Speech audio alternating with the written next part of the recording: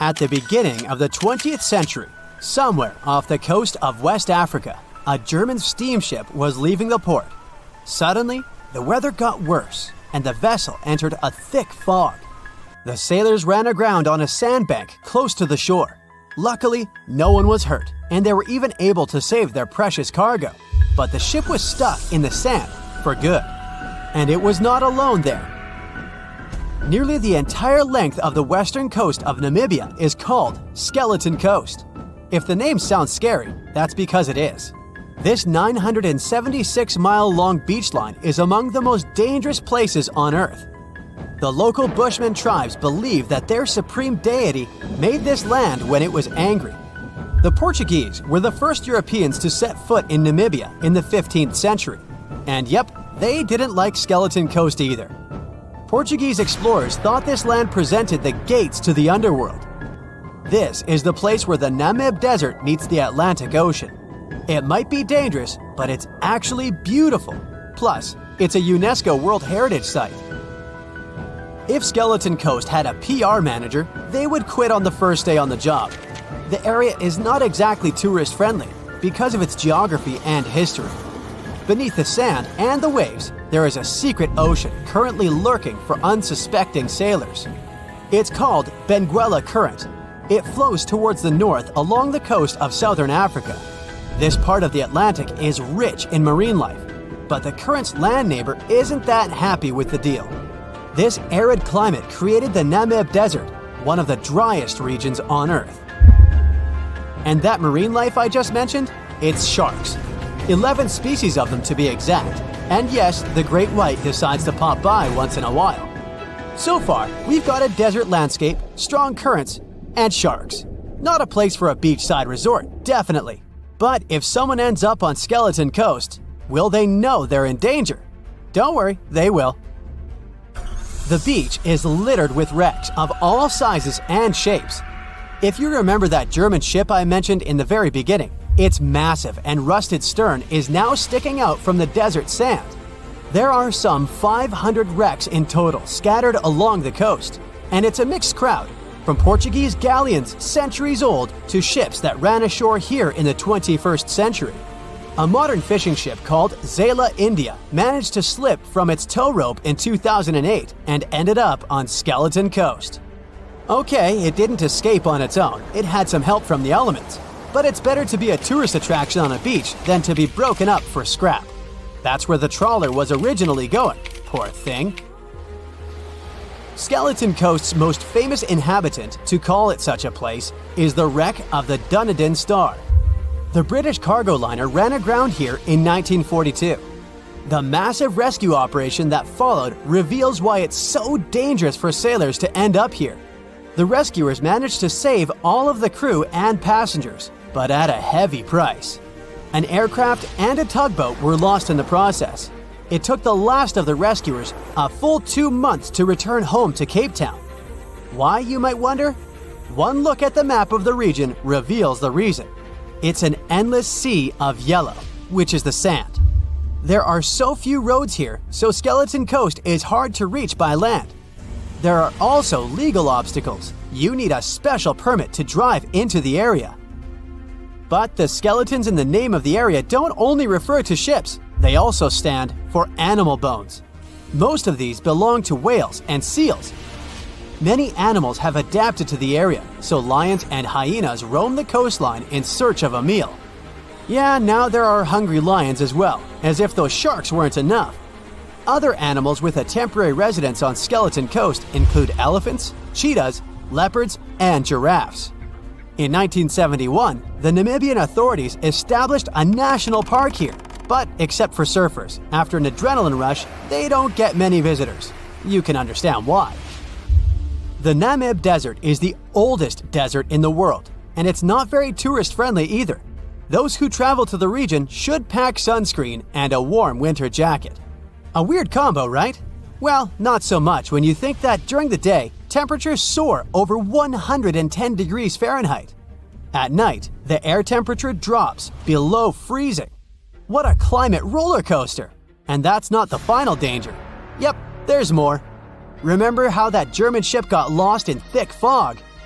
Yeah, it wasn't a one-off event.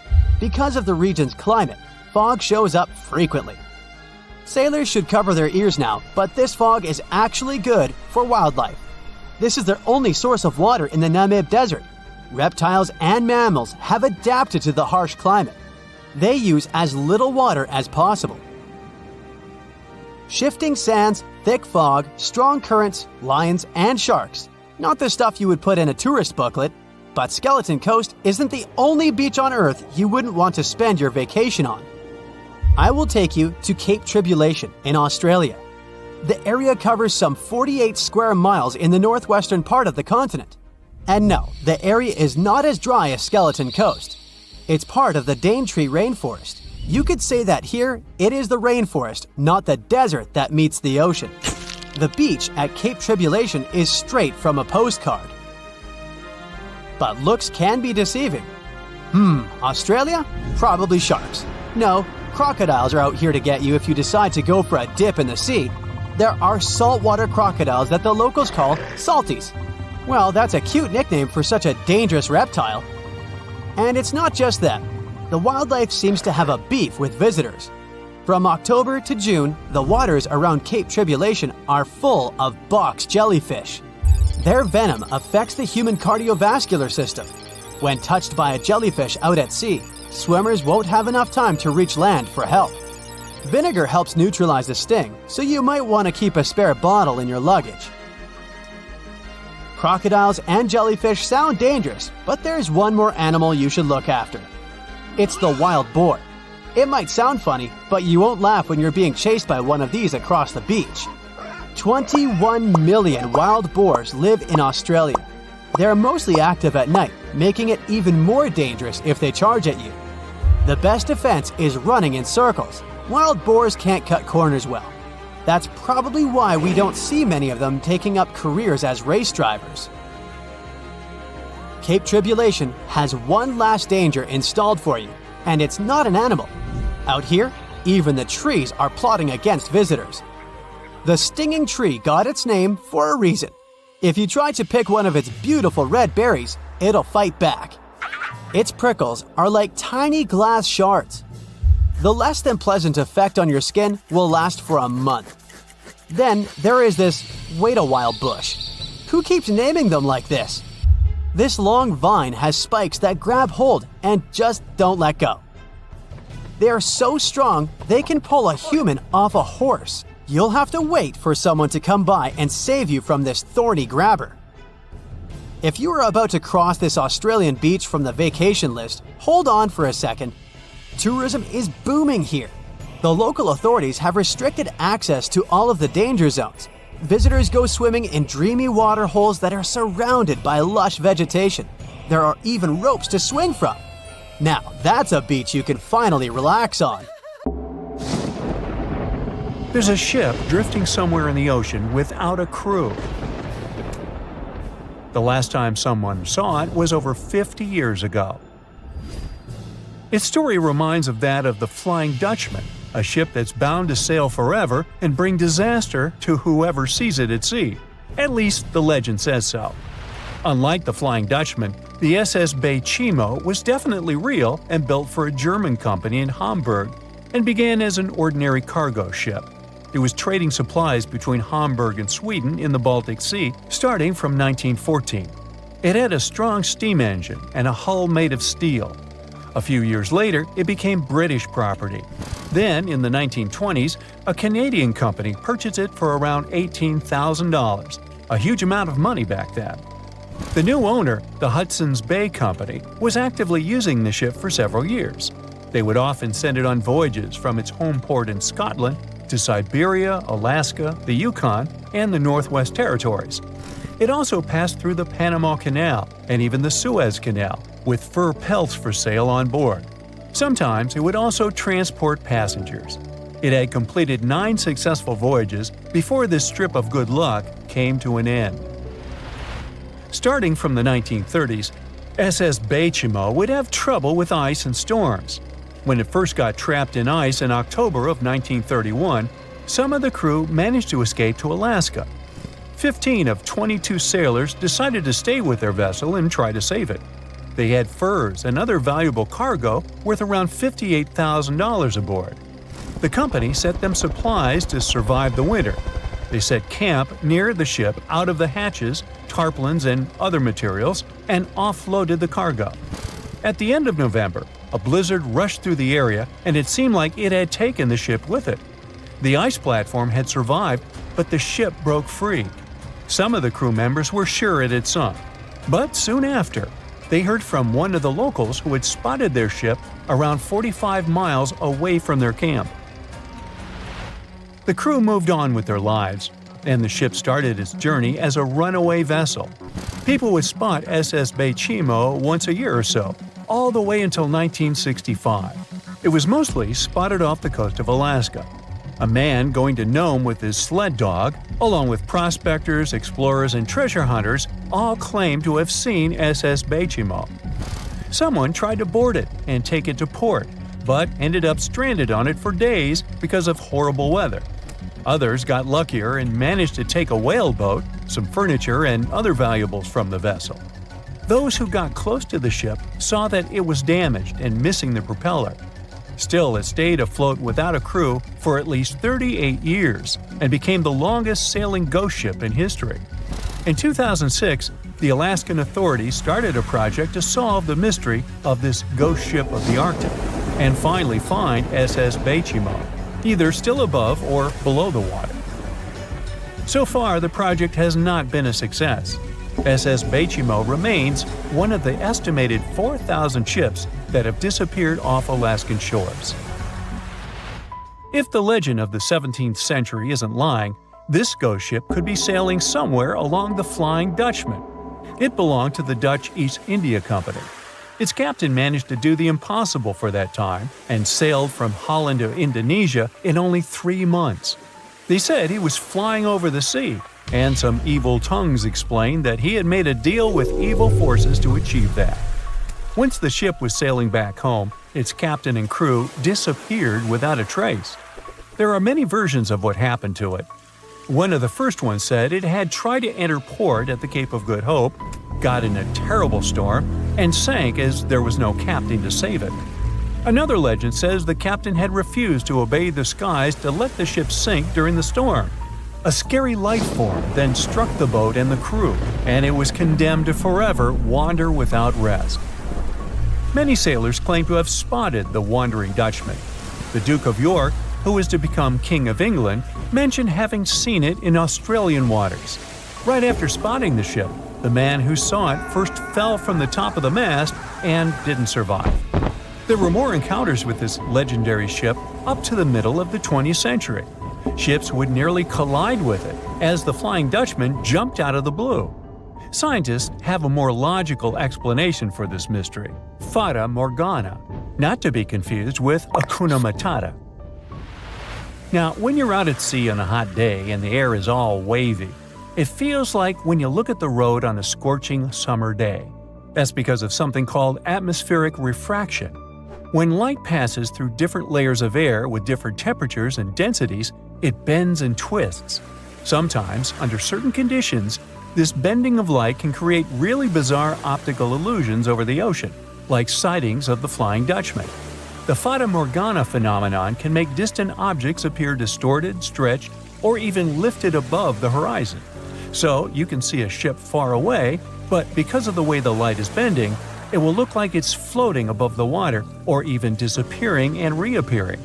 A Fata Morgana is most commonly seen in polar regions, especially over large sheets of ice that have a uniform low temperature. But you can see it anywhere, even in deserts and over lakes on hot days. The first stories about ghost ships go all the way back to ancient Greek and Roman mythology. One of the most famous ghost ships in history is the Mary Celeste. This brigantine was traveling from New York City to Genoa and was fully stocked with provisions, but missing a crew when it was discovered in the Atlantic Ocean in 1872. The crew's personal belongings were also there, completely undisturbed. The final entry in their log was made 10 days earlier. We still don't know what happened to its crew, and the ship has inspired many spooky stories and legends. The Lady Lovibond was another legendary schooner that is believed to have been wrecked off the coast of Kent in the middle of the 18th century. The story tells that the ship's captain, Simon Reed, had just got married and took his bride on board for a celebratory cruise, despite the superstition that it could bring bad luck. They were on their way to Portugal when the first mate, who is also in love with the captain's new wife, went mad because of jealousy, attacked another crew member, and then took over the wheel and steered the ship straight into the dreaded Goodwin Sands. No one aboard survived, and the schooner is said to reappear as a ghost vessel every 50 years. In present times, many vessels become abandoned and turned into ghost ships intentionally. There are thousands of them floating in U.S. rivers, lakes, channels, and coastal waters. Some people lose their boats in storms and other extreme weather. Others have to abandon their boats because maintaining them can cost 10% of the boat's price. Plus, docking a vessel can add up to several $1,000s every year. Most boats have been made of fiberglass, so an owner can't just recycle them as scrap metal. So, once they want to get rid of it, they often tie it to a dock and sneak away, or leave it floating far away from the shore, or just try to sink it.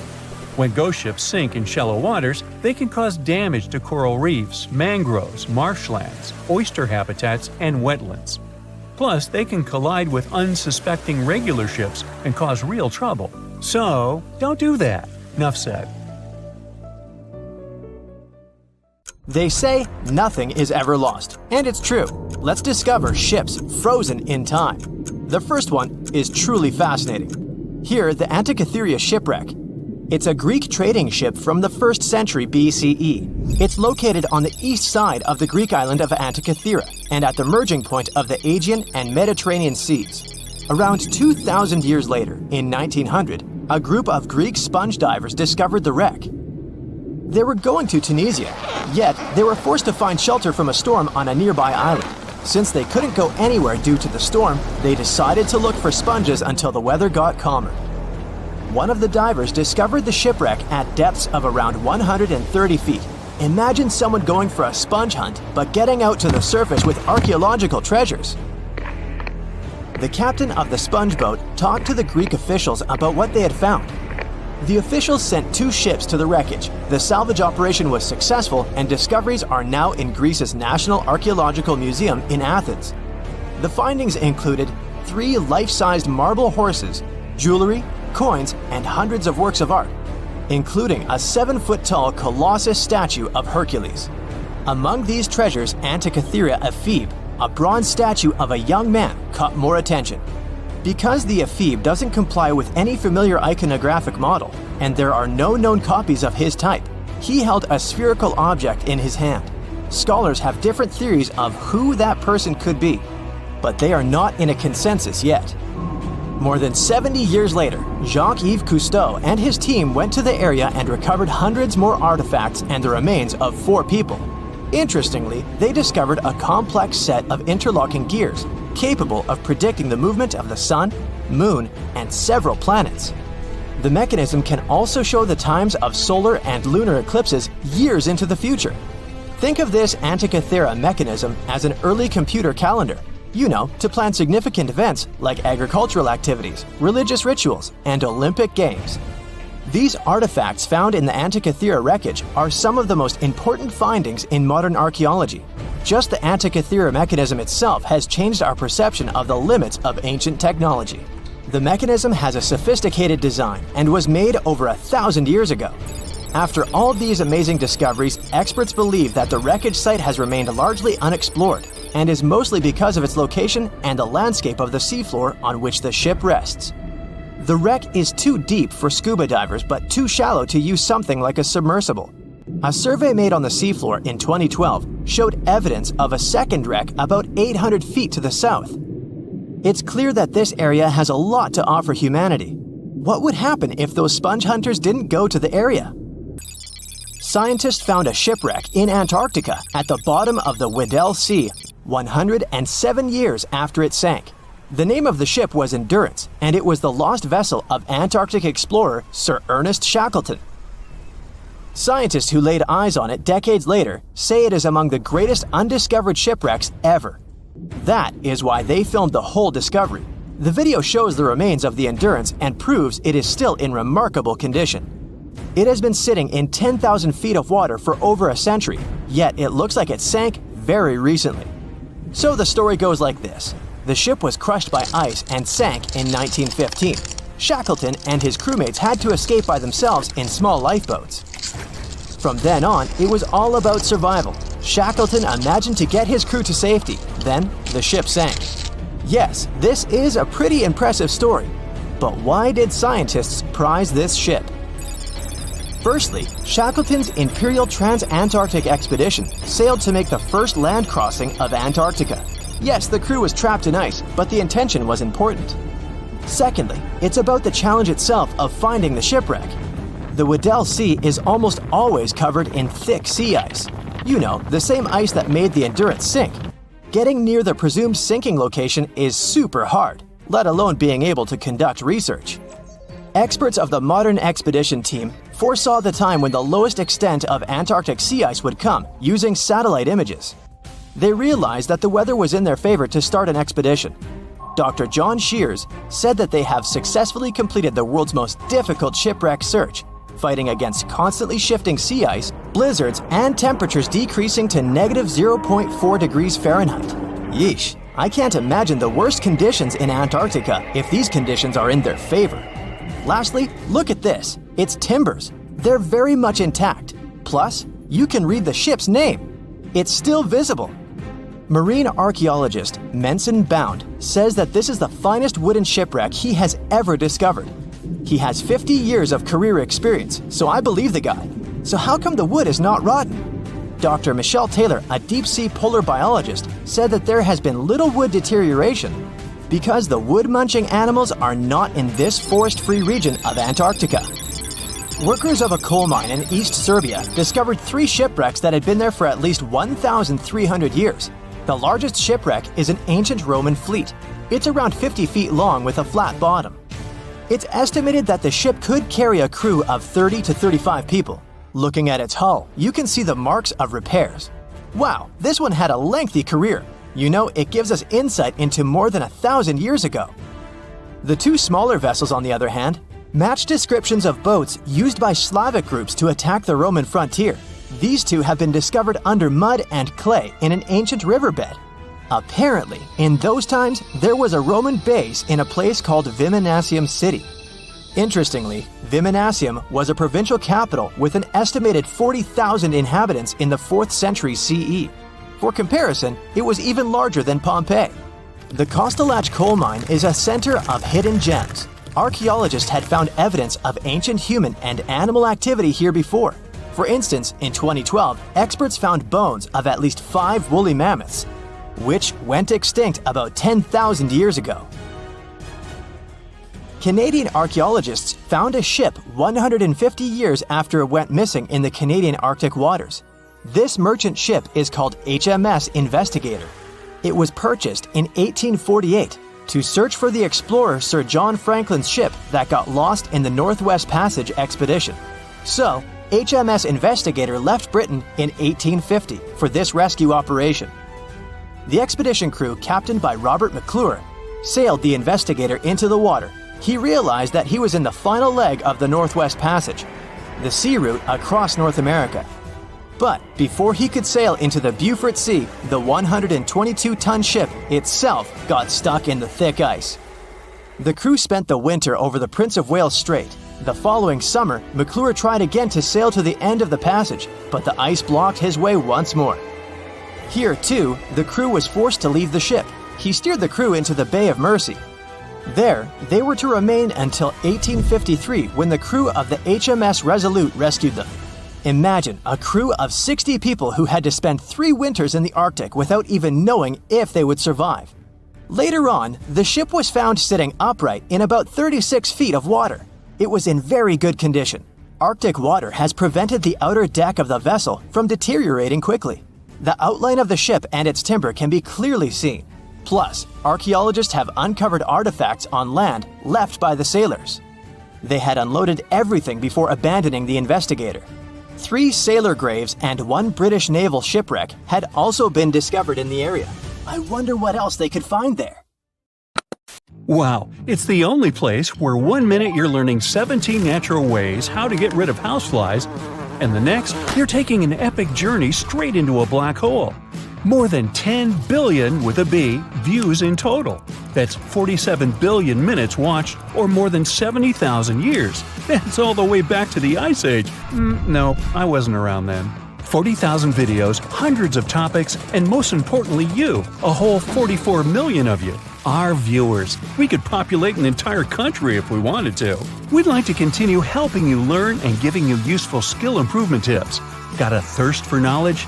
We've prepared 4 masterclasses on creating a 2D character animation from scratch, 10 hours of video lessons, practical tasks using professional software, and additional materials that you can use with your own projects.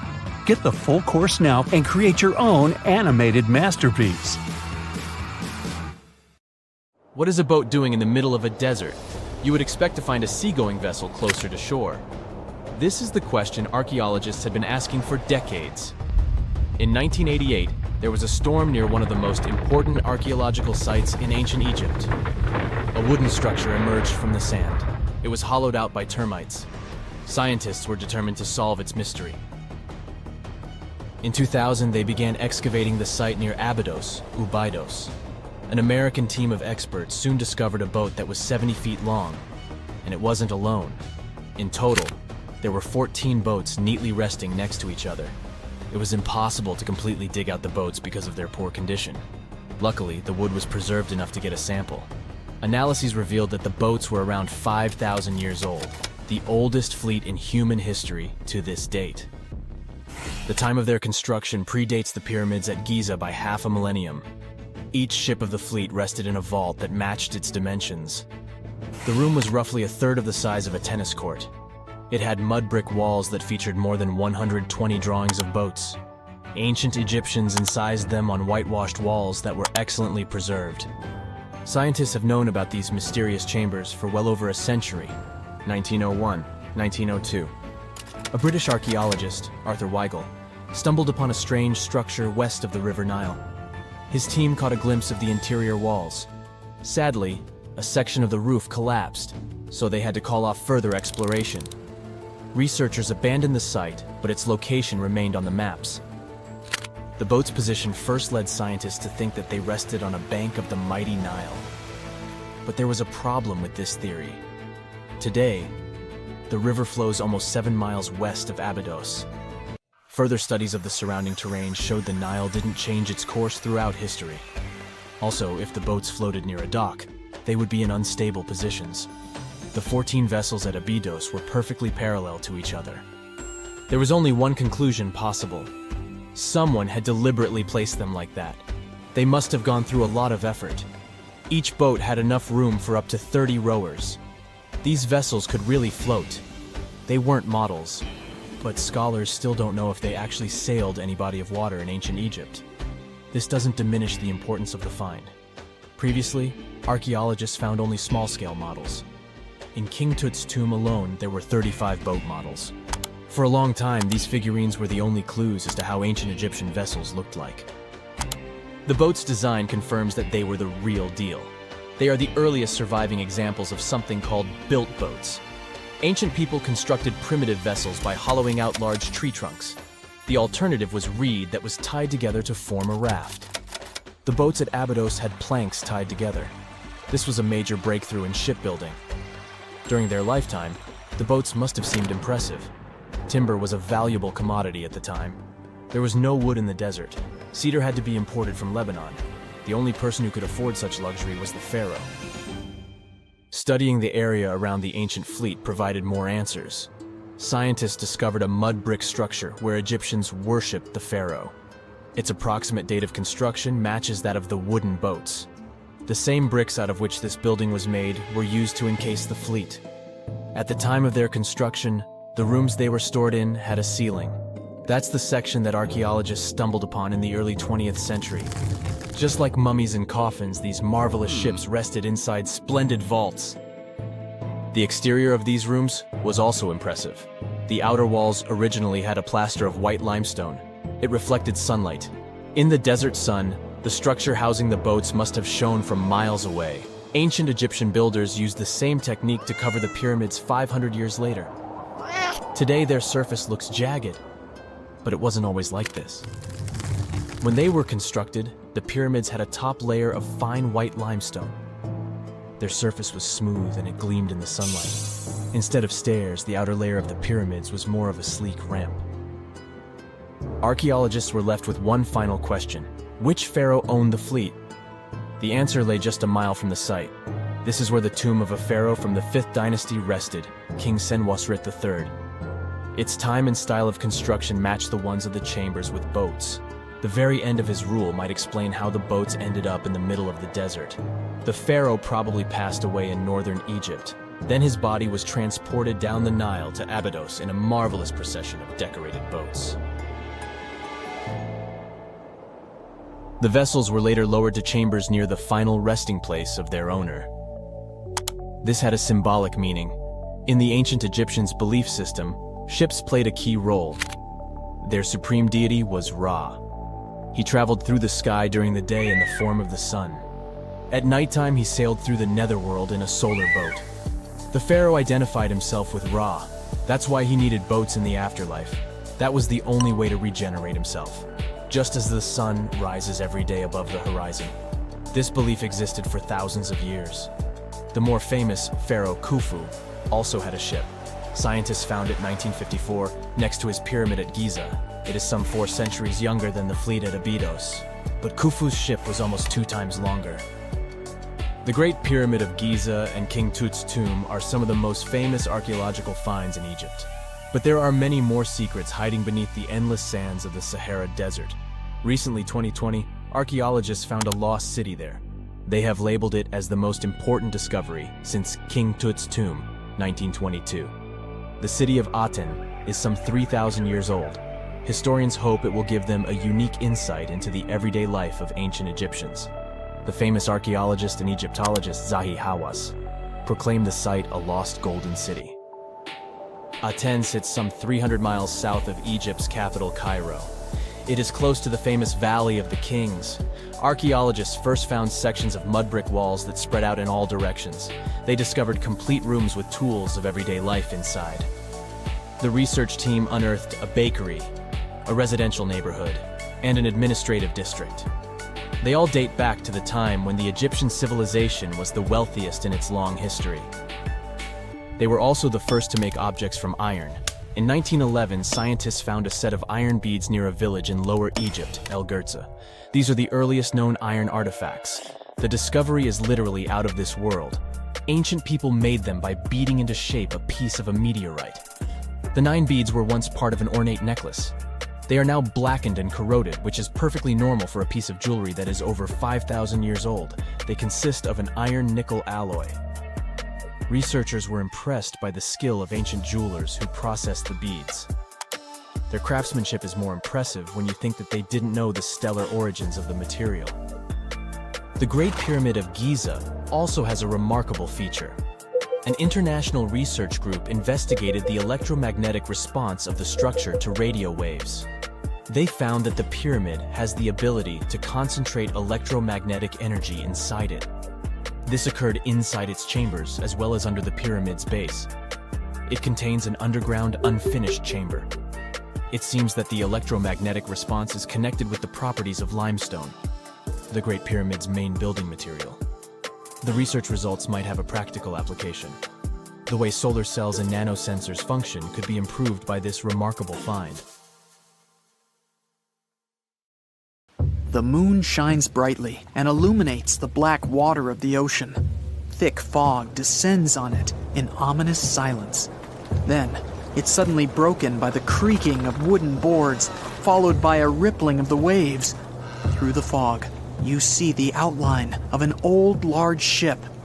Its hull is rusty, and a strange cold is coming from it. But the most unsettling thing is that there's no one on the deck. The ship sails without a crew. No, this isn't a mythical Flying Dutchman, but a very real ghost ship. September 2nd, 2019. The British Royal Navy's ice patrol ship, called the HMS Protector, sails through the calm waters of the Atlantic Ocean. The time is 11 p.m., Some of the ship's crew are on deck, while others are sleeping in their cabins. The captain steers the ship and looks straight at the horizon. The sky is lit up by an orange twilight, and clouds float in the distance. Suddenly, against this beautiful landscape, one of the sailors notices the black silhouette of an unknown ship. The captain slows down and steers the ship a little closer to the mysterious vessel. This is an old cargo ship, 250 feet long. Attempts to contact the crew members lead to nothing. It seems the unknown boat is floating in the ocean by itself. There's no one on board, at least, no one alive. The deck of the ship creaks from rocking on the waves. The sun sinks below the horizon, and it gets dark. The ship looks terrifying. British sailors don't dare to climb on that strange deck. They take a photo, post it on the internet, and sail away. Many people on the internet will assume the sailors met a real ghost ship. 5 months later, we're in the village of Ballycotton in County Cork, Ireland. A local leaves the house early in the morning to go for a daily run. Music in his headphones, fresh cool air, and a scenic route are ideal conditions for a good workout. The jogger runs along the road on the coast of the Celtic Sea. There was a strong storm last night, and now the sea looks calm. The man runs along the top of a low cliff and notices a huge vessel. An old rusty cargo ship 250 feet long lies on the beach, right among the rocks. No people on board. It seems the ship has been here for ages, but the local is sure this vessel wasn't here yesterday. A little later, it turns out this is the same ship that the sailors from the HMS Protector saw 5 months ago, thousands of miles from this place. The cargo ship, called the Alta, was built in 1976. Nobody knows who used it all this time and for what purposes. It's only known that in 2017, the ship was purchased by a new owner and marked with the flag of Tanzania. It's important to say that almost all cargo ships are equipped with AIS, Automatic Identification System, which is needed to track ship movements in the ocean. Since 2015, something strange started happening with the Alta's AIS. The ship disappeared from the satellites, then reappeared again. Over the past few years, this ship had changed several names and flags. It's not surprising that its AIS shut off and turned on numerous times. It's said that some of those who disable AIS on their ships do so to hide outlaw activities. The ship's captain, whoever it was, clearly didn't want to show the Alta's movements. As AIS showed in 2017, the ship had sailed near Greek port cities. The Alta made 12 stops in 3 such cities in different parts of Greece. Then, the AIS signal disappeared, and 10 months later, the Alta reappeared near the northern coast of Africa, 1,200 miles from Greece. In September of 2018, the ship was sailing about 1,400 miles southeast of Bermuda, and at that time, the crew members started having problems. There were 10 people on board the Alta. On September 19th, the ship's engine failed right in the middle of the Atlantic Ocean. The nearest shore was very far away. The ship began to drift. As days passed, the crew couldn't fix the vessel. Food supplies were running low. The crew started to panic and tried to contact someone. The situation got worse as a strong hurricane was approaching the place where the ship broke down. Crew members contacted the U.S. Coast Guard. On October 2nd, a helicopter headed towards the ship. Food and water were unloaded on the Alta. This was enough for the crew to bide their time for several days. About a week later, a rescue boat sailed about 1,500 miles to reach the Alta and help the stranded sailors. Shortly before the start of the hurricane, American rescuers succeeded. The entire crew of the wrecked ship was taken to Puerto Rico.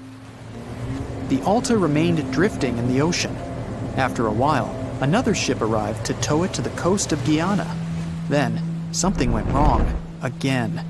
The ship was hijacked. Who did it and why remains a mystery to this day. But then, for some unknown reason, the thieves decided to abandon the ship and left it to drift in the ocean. For almost a year, the ship's location couldn't be tracked. Then, in September 2019, the vessel was found by the British Royal Navy. How the Alta was able to cover the distance across the Atlantic and wash up on the coast of Ireland is unknown. An investigation has been launched in Ireland. It's necessary to identify the owner of the vessel and find a responsible person to take on the task of towing it. But no one has since been found. Once, an unknown person called the Irish authorities and introduced themselves as the owner of the ship, but didn't provide any evidence. Several barrels of oil were found on board the Alta. To dismantle the ship, the Irish authorities will need to spend about 10 million euros. Local residents are annoyed by the wreck too. Corroding metal is bad for the environment, and kids have already snuck on board and posted a video on the internet from inside the abandoned ship. The further fate of the Alta remains unresolved. It's still lying there. That ship sailed in the ocean for just 2 years. Now imagine if some other managed to drift for 38. In all that time, no one could catch this ship, and people still seek it. That vessel is called the SS Baychimo. It was a merchant ship owned by a Canadian trading company. In 1931, the ship got stuck in ice off the coast of Alaska. A strong snowstorm began. The team waited a week for it to end, but the storm only intensified. One day, the weather improved a bit, and part of the team was evacuated to the nearest city. Another part of the crew, with the captain, set up camp near the ship. The storm started again and didn't stop for a long time. The blizzard was so heavy that the ship's captain couldn't see beyond his arm's reach. Finally, when the storm was over, the captain saw that the ship simply vanished. He decided the Baychimo sank during the storm. A week later, the ship was found, drifting near the place where it was lost. The hull of the ship was damaged so badly that it was unsafe to sail on it. The captain decided to abandon the ship. However, it didn't sink. For the next 38 years, it was drifting at various points along the Alaskan coast. Several times, people climbed on the ship, including native Alaskan residents and a group of researchers. Attempts to save the vessel from the sea ended in failure. The salvage operations were hampered by drifting ice and bad weather. The last time it was seen was in 1969. The ship was frozen and blocked by the ice. In 2006, the government created a special project to find the Baychimo. However, in all these years, the ship still hasn't been found. Its fate is unknown. It's likely that the ship has finally found peace and is now lying on the seabed of the Chukchi Sea. No matter what happens, don't stop! We almost got it! 2 treasure seekers are digging frozen ground in a cornfield at night. It's raining hard, lightning is flashing, but these 2 guys keep working. And now the shovel hits something solid. No way! A treasure chest! They start digging faster and find a piece of a ship's engine. What the? Far from the seas and lakes, somewhere under the fields of Kansas City, they found a giant sunken ship. How is this possible? Now you'll see. Some people spend their lives searching for shipwrecks with treasures underground. One of them is explorer David Hawley. He's been looking for such ships far from the seas, rivers, and oceans for many years. He does this because he likes the feeling of adventure. The holds of these ships may contain chests of gold, antiques, and artifacts. And you can get a lot of money for them. David says you don't have to go into the ocean to find a sunken ship. They may be lying in your backyard. But why do ships end up buried underground among fields, farms, and plains? Let's find out using the example of steamboat Great White Arabia. According to old records, the newspaper clippings, this ship had been carrying about 200 tons of treasure before it sank in 1856. Many rumors and local legends said the ship was lying underground a few miles northeast of Kansas City. It was there because people deliberately altered the riverbed and channels of the Missouri River in the second half of the 19th century. They artificially brought the shores closer to each other. They narrowed the river to increase the flow's speed so boats could sail much faster. In the 19th century, steamboats were the most popular means of transporting passengers and goods. Before railroads, they extended the western border across the Mississippi and Missouri rivers and brought supplies to people. That's why it was so important to increase the speed of their movement. So, on September 5, 1856, Arabia was sailing along such an estuary. It came across a snag sticking out of the water. A piece of log quickly flooded the ship. Fortunately, all passengers were evacuated. But the steamer and its precious cargo reached the silt bottom of the Missouri River in a few minutes. Several years had passed. Everyone forgot about the vessel. During this time, the course of the Missouri River had changed. But Arabia remained under the wet, muddy bottom. The soil level above it was getting higher, and the ground was losing moisture. Eventually, many decades later, a cornfield formed above the sunken ship. In the 1980s, one farmer owned this area, and he had no idea what was hidden in his territory. David Hawley carefully studied the history of the sunken ships of the USA.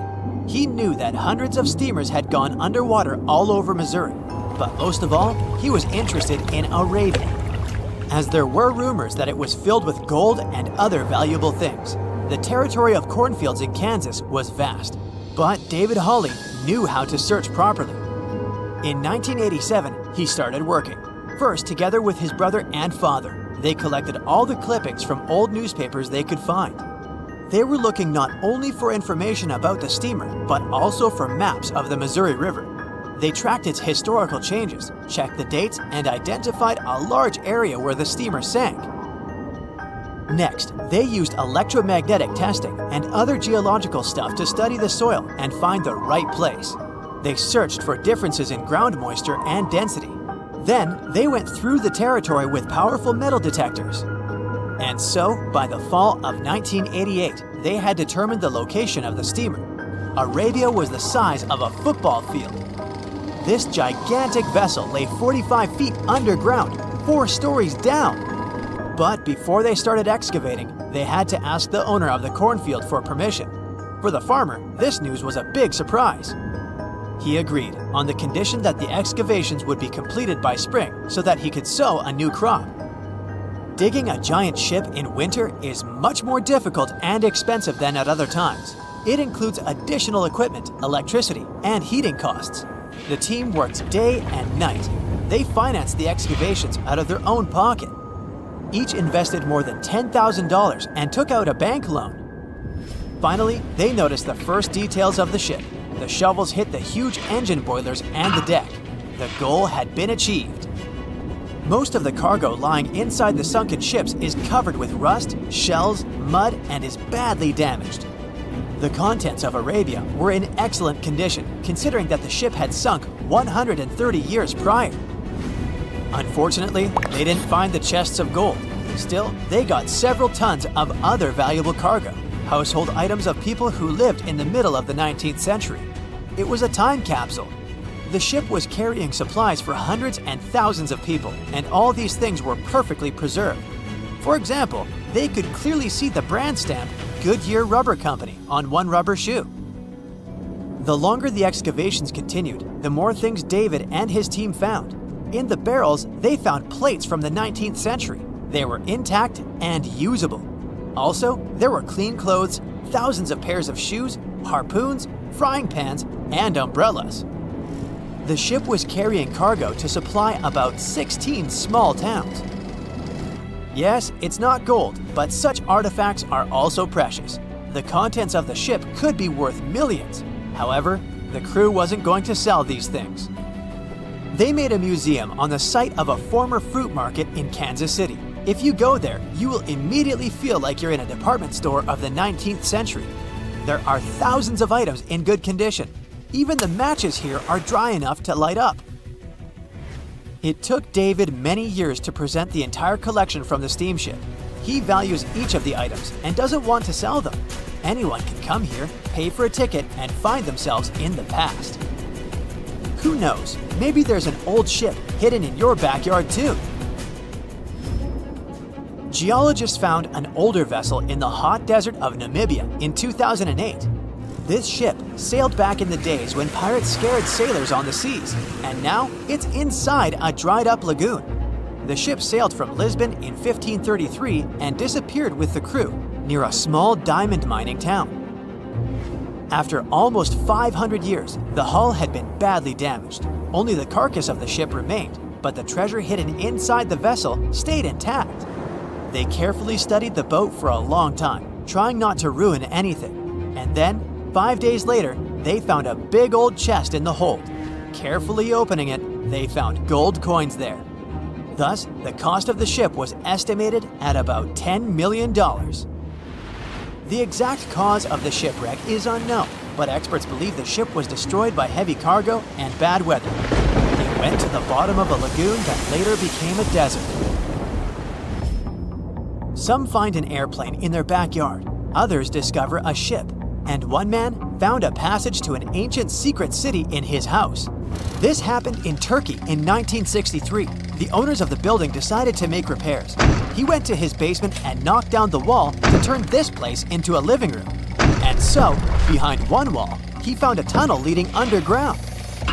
The man thought it was some kind of a secret chamber. He went down there and realized it was something much more than that. It was an ancient city 18 floors deep. People built it in the years 780 to 1180 as a refuge from weather disasters and the invasion of enemies. This place also includes many underground tunnels that stretch for several miles in different directions. People could get to the town from different points using secret passages leading to these roads. The city can accommodate about 20,000 residents, livestock, and tons of food supplies.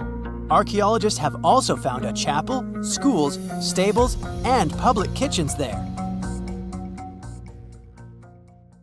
Far out in the open sea on a perfectly calm day, a dot appears on the horizon. It grows in size as it gets closer, and soon you can see it's a ship. But when you look at it through the spyglass, chills go down your spine. The vessel is in perfect condition and its cargo is on board, but it's completely devoid of people, drifting listlessly along the current. That was what the captain of the Ellen Austin saw in 1881, and what brought his crew so many sorrows. In December of the previous year, the Ellen Austin, a big 210-foot-long ship, left the port of Liverpool to make its trip to New York. The ship was carrying a load of people hoping to find a better life in the New World. Captain A.J. Griffin took the vessel due southwest for a shorter voyage, and a few weeks into 1881, they found themselves north of the Sargasso Sea, known for its lack of winds and strong circling currents. Ships that got caught in those could lose control and keep on drifting in circles until they were dragged into the center. From there, they'd be incredibly lucky to get back past the currents, but more often than not, they stayed in the desolate desert of the sea forever. Worse still, the area belonged to the notorious Bermuda Triangle, which was already known to take down ships and make them disappear without a trace. The ship's crew were nervous, afraid of being in such a dangerous area so close to a sea that could bring them to a standstill. And ominously, some of the Sargasso Sea's calm must have escaped it, because the Ellen Austin lost its speed one day and fell adrift without the winds. It was fine, though. They had ample provisions and were still on schedule. Captain Griffin was walking around his ship, giving orders in a voice full of calm authority, and both his crew and passengers trusted him completely. But then, the lookout shouted from above that a ship was in sight. And indeed, when the captain looked in the direction the man was pointing, he saw a small schooner moving slowly into view and towards the Ellen Austin. As it came closer, it became apparent that the way the strange vessel moved wasn't right. The captain frowned and examined it through his spyglass. The schooner was untouched, but eerily silent. There wasn't a single soul on board. Derelict ships weren't that rare in the Atlantic at the time, but neither were pirates. Captain Griffin decided to wait and watch.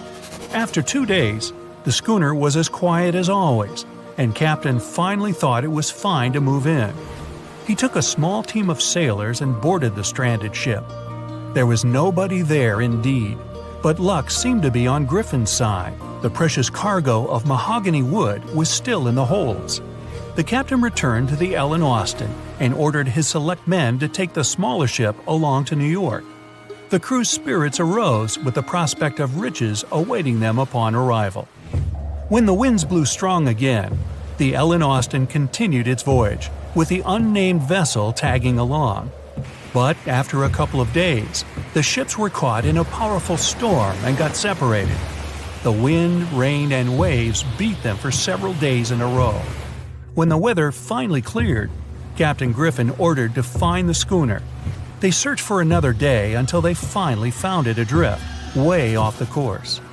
Griffin hailed his men on board the smaller ship, but no one answered. A party of sailors went to investigate and returned with their faces white with fear. The whole prize crew went missing in the storm.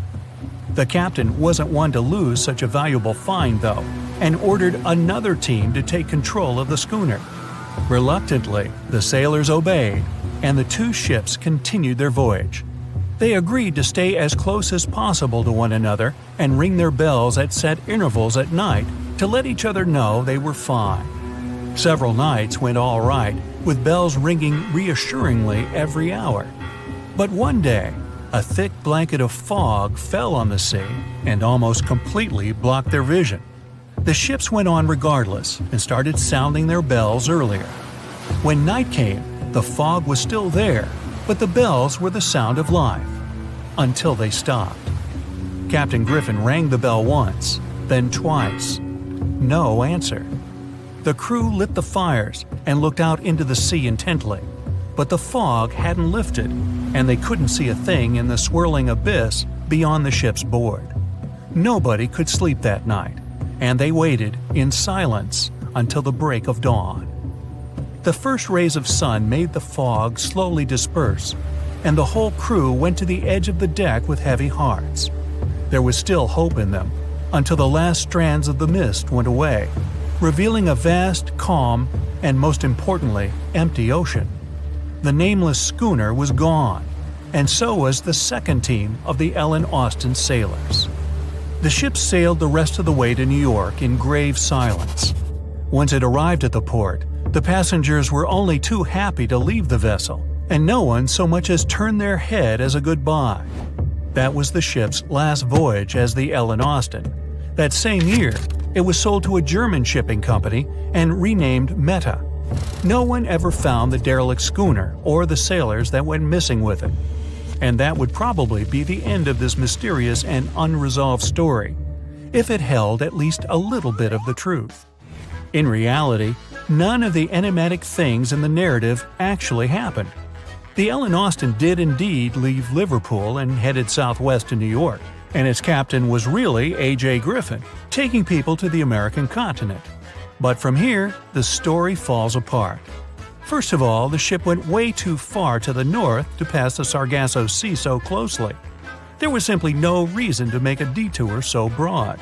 Even though the westerly winds were strong, it was still faster to take them head-on than to go in a southerly direction. So the Ellen Austin was probably nowhere near the Sargasso Sea and the Bermuda Triangle. Secondly, the triangle itself has been proven time and again to be nothing but a work of fiction. In fact, it gained popularity in the middle of the 20th century, while nobody even thought of drawing a triangle in the Bermuda area before that. The mystery was popularized by science fiction writers and became a common myth, while no serious research proved it any more dangerous than other parts of the world's ocean. So the crew of the Ellen Austin weren't even aware of the Bermuda Triangle back then, let alone afraid of it. Thirdly, the whole story was told and retold by magazines and mystery-loving personalities with ever-changing details. It first appeared in a newspaper in 1906 and already had the date wrong. The article said the voyage took place in 1891 instead of 1881. Later, the story resurfaced in 1935 on the radio with the wrong name of the captain. It was Baker, not Griffin. The date was also off, saying the trip was taken in August 1881, when the Ellen Austin was already renamed Meta. The legend grew upon with other strange details, such as the ship's route from London to Newfoundland, which was never the case. But the final debunking came from the archives of Lloyd's of London, the marine insurance market that keeps all logs of trade and emigration ship routes. The documents there say that on February 1881, the Ellen Austin completed its cross-Atlantic voyage to New York without incident. Captain A.J. Griffin off-boarded the ship with all his crew hale and hearty and declared no loss of hands during the trip. The voyage took over 2 months because the ship had to fight strong westerly winds pushing it back towards Britain. The crew reported no strange encounters on the way, and the whole thing was as boring as could be. And even the passengers must have been smiling when they stepped on the American soil at last, unaware of the phony baloney story they were about to be a part of. The megalodon was the biggest shark to ever live. Not only that, it's one of the biggest fish and the largest predator in Earth's history. They've been known to reach lengths of up to a whopping 70 feet. That's over 3 times longer than the biggest great white shark on record. The females have also been found to be around twice the size of the males. The megalodon could swallow a small car without it even touching its teeth, if cars had been around then. Its teeth could grow to over 7 inches long. It looks like we're going to need a bigger boat, and best make it steel-plated, as this shark can easily gnaw its way through ships. The underwater terror could bite a ship clean in half, with the highest bite force ever calculated for any animal, living or extinct. The force of its ferocious bite was up to 40,000 pounds. That's around 108,000 times the strength of a human's and 10 times the force of a modern crocodile's bite. Its chomp is so strong that it makes the T-Rex's bite look about as powerful as my granny's after she's taken her dentures out. In fact, the Meg was so big and powerful that it had no natural predators. It was the uncrowned king of the seas, swimming freely from ocean to ocean. This cosmopolitan creature was found all over the world, from America to Europe and Australia to Japan, assuming there were countries back then. Meg fossils have been found on every continent except Antarctica. Everybody skips Antarctica. Science tells us that the megalodon went extinct over 3.6 million years ago. But could they still be alive at the deepest depths of the ocean? Only around 80% of the ocean has been explored, and its deepest point, the Mariana Trench, is over 7 miles down. So who knows what's lurking at the bottom? If you did manage to make it down, it is unlikely that you'll run into a Meg, though. The sharks, like us, preferred warmer coastal waters. Deep ocean living would be too cold for the beasts, and food would be scarce. Their entire bodies would also have to evolve to avoid being squished by the enormous water pressure down there. It's unlikely they're still around, but not impossible. Some good news, if you do run into one, is that the shark is pretty unlikely to eat you. You are way too small a meal for the megalodon, even if you have a couple of friends with you. This guy eats whales that are over 50 feet long. If you're having a beach party, though, it's a different story. In a beach full of swimmers, the shark very well might creep up, scooping several humans into its giant mouth without even chewing. But wait, let's rewind. How does the shark take down a 50-foot whale? It first bites off its fins, making the whale unable to swim away. It then casually munches it down piece by piece. Because of their size, sharks had to consume over a ton of food every single day just to sustain themselves, like me. All that food made the megalodon extremely heavy. They range from anywhere between 50 to over 100 tons. For context, that's around the same as 7 to 16 adult male African elephants. To fit all this food in, their jaws had to open pretty wide. A megalodon's jaw could span 9 by 11 feet wide. That's easily big enough to swallow 2 adult humans side by side. The fearsome name megalodon comes from 2 Greek words, mega meaning big and odont meaning tooth. So combined, they mean what? Big tooth. And it certainly lives up to its name. Just one of its chompers is the same size as a human head. It had 276 humongous teeth in total across 5 terrifying rows. In all of history, only a couple of saber-toothed cats and the T-Rex had consistently bigger teeth. Now that's a showdown I'd like to watch. The megalodon vanished millions of years ago, leaving only huge teeth to be found by modern archaeologists. They literally disappeared with very few traces left. Scientists believe that over time, sea levels dropped and the ocean temperatures went down rapidly. Over a third of all marine life was wiped out as the oceans cooled and a number of animals at the bottom of the food chain plummeted. This had a catastrophic effect on the hungry predators at the top. Sorry guys. It became way too cold for these sun-loving sharks too, which made it difficult for them to reproduce since they gave birth in warm waters. The megalodon is usually described as a sort of giant great white shark, but this is just a common myth. In fact, the ancestors of today's great white existed at the same time as the meg, but they weren't best buddies and were even in competition with each other. The great white shark was a better hunter, using its smaller size and agility to snap up the meg's prey quickly. They were also known to eat meg pups, who were only half their size. This didn't help the whole extinction thing. Even infant megalodons were huge, coming in at just under 7 feet. While a great white was no match for an adult meg in a head-to-head fight, they sure weren't scared of stealing their food. This only left the bigger fish and whales for the meg, but its food supplies began to run out as the whales swam to the cooler new seas. The whales adapted to prefer the colder temperatures, leaving our friend the meg behind. The megalodons either starved or were frozen into extinction by the Ice Age. Rather than a great white, the megalodon is more like a modern bull shark. It had a short snout, flat lower jaw, and huge pectoral fins to support its massive weight and size. As scary as they are, these sharks were actually caring family guys. Several megalodon nursery areas have been discovered in Florida, Maryland, and Panama. They gave birth to their young in shallow water environments. We know this from discovering loads of tiny megalodon teeth found in these areas. Gee, I wonder if they had nannies too. But how come there are so many megalodon teeth out there for us to analyze? Well, due to their messy, aggressive eating habits, sharks regularly lose their teeth. They lose a set of teeth every 1 to 2 weeks. That's 40,000 teeth in a lifetime. They must rake in a fortune from the tooth fairy. Because of this, their teeth were continuously raining down to the ocean floor. Luckily for us, they're also the hardest part of a shark's skeleton, which is why so many teeth have survived and become fossilized. It's fair to say that the first discoveries of the meg's teeth confused people. Early discoverers thought the meg's teeth were petrified tongues of ancient serpent creatures. They even used to call them tongue stones. It's also a common myth that the megalodon was around at the same time as the dinosaurs, although this would have been pretty cool. The dinosaurs were wiped out around 66 million years ago, but the megalodons came much later. The oldest meg fossil is only around 23 million years old, but it's tricky to pinpoint the exact date. After all, calendars weren't invented yet. They became extinct way before humans even evolved. The earliest Homo sapiens, which is a fancy name for the first humans, emerged about 2.5 million years ago. But what if the megalodon shark didn't go extinct? Whale populations have dropped drastically since these guys were last around, so there'd be way fewer whales for them to chomp down on. Whales have also gotten a lot smarter and learned new defensive moves, making them way harder to take down. It's estimated that they ate around 12 tons of food each day.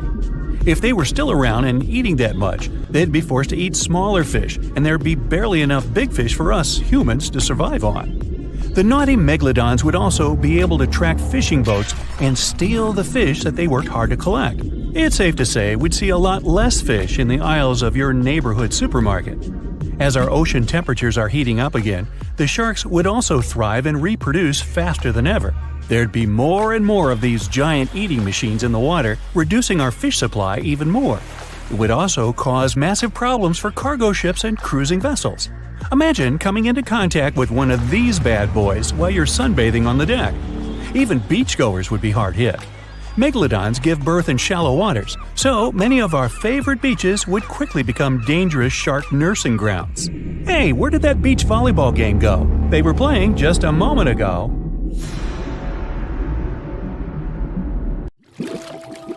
The voyage started just like any other. The cargo ship SS Cotopaxi is making another journey to Havana, Cuba, to deliver coal. It's November 29, 1925. For Captain Meyer and his crew, leaving Charleston Port, South Carolina, it will be the last trip the ship ever makes. Its route ran through the Bermuda Triangle. 2 days into the trip, the Cotopaxi sent out a distress signal. It had got caught up in a strong tropical storm and turned over on its side. The wind was very strong and there was powerful lightning as well. Rain gradually filled the ship's hold. Then there was a bright white flash, and the ship disappeared without a trace. Later, its wreckage was found in the Gobi Desert, which is in a completely different part of the world. All 32 crew members, including the captain, were missing. Of course, the part about the Gobi Desert is fictional. For one of his movies, Steven Spielberg came up with the idea that the ship was moved there by aliens. Still, in real life, the ship was never found, and its crew really did disappear. It was officially declared missing a month afterward, and nobody could find the wreck.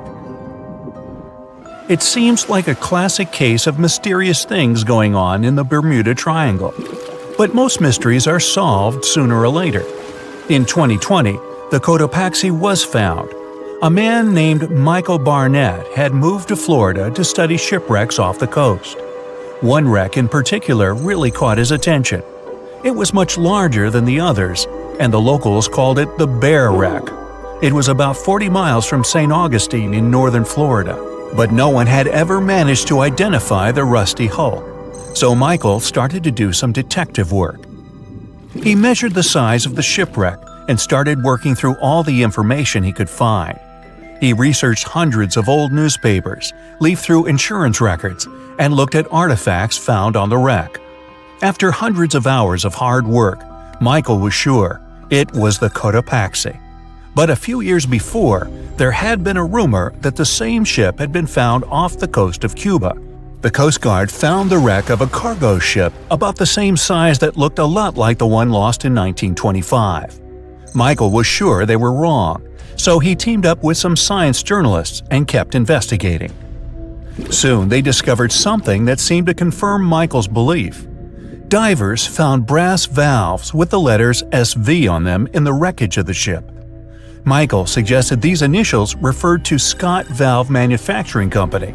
The headquarters of this company was in Michigan, not far from where the Cotopaxi had been built. The company had probably supplied parts for the Cotopaxi. So the puzzle seemed to be solved. The Bear Wreck was really the missing cargo ship. But Michael still needed to work out why the ship had sunk. Did something mysterious really happen to the Cotopaxi in the Bermuda Triangle? Later, Michael found the testimony of the ship's carpenter among some old papers. The carpenter claimed that the hatches covering the coal on the ship had been in a terrible condition before it sank. Repair work on the covers wasn't finished before the crew got the order to sail to Cuba. So if the hatch covers were still broken during the trip, water could have easily gotten on board. This water probably flooded the hold during the tropical storm. This was the real reason why the Cotopaxi went down. There was really nothing mysterious about it. It was just a mistake made by ordinary people. But this is just one example out of dozens or even hundreds where ships and planes have gone missing in the Bermuda Triangle. We still can't explain some of these incidents. It seems like there really is something weird going on there.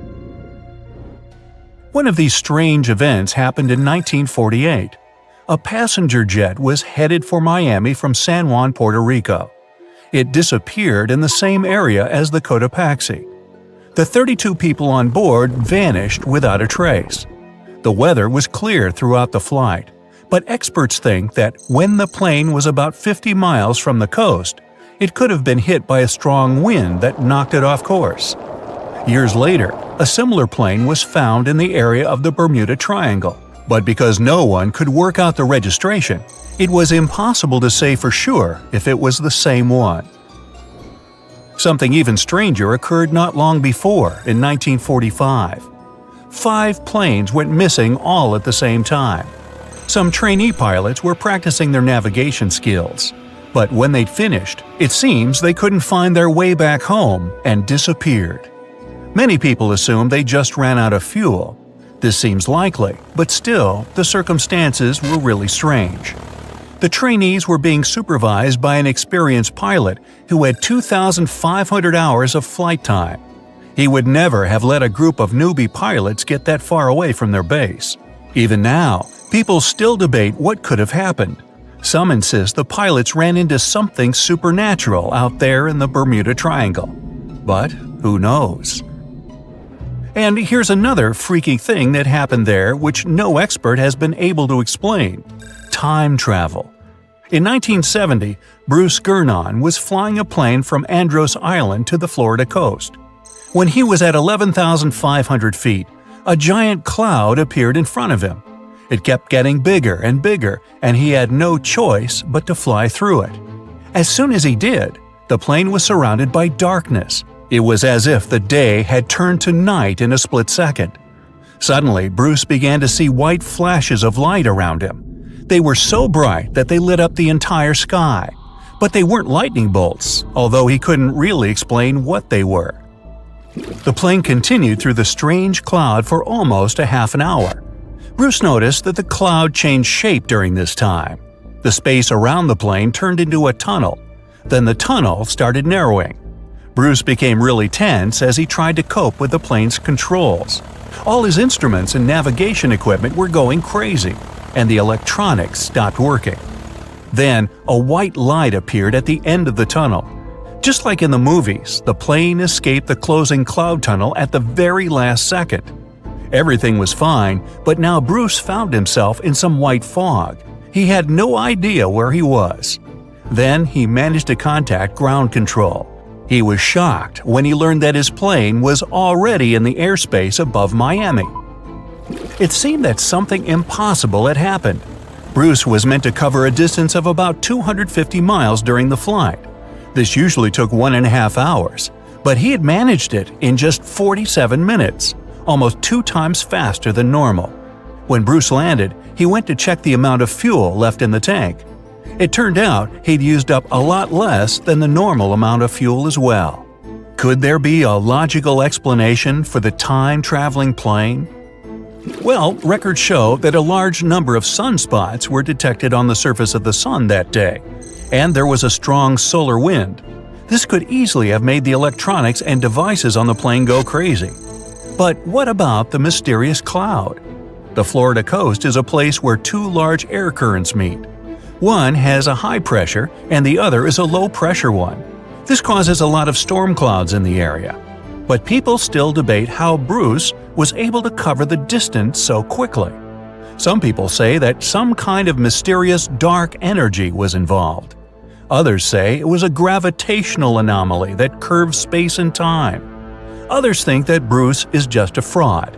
We still don't know the truth. So, is there really something supernatural about the Bermuda Triangle? Or is it all just coincidences and made-up stories? The truth is that no more planes and ships disappear in the Bermuda Triangle than anywhere else in the world.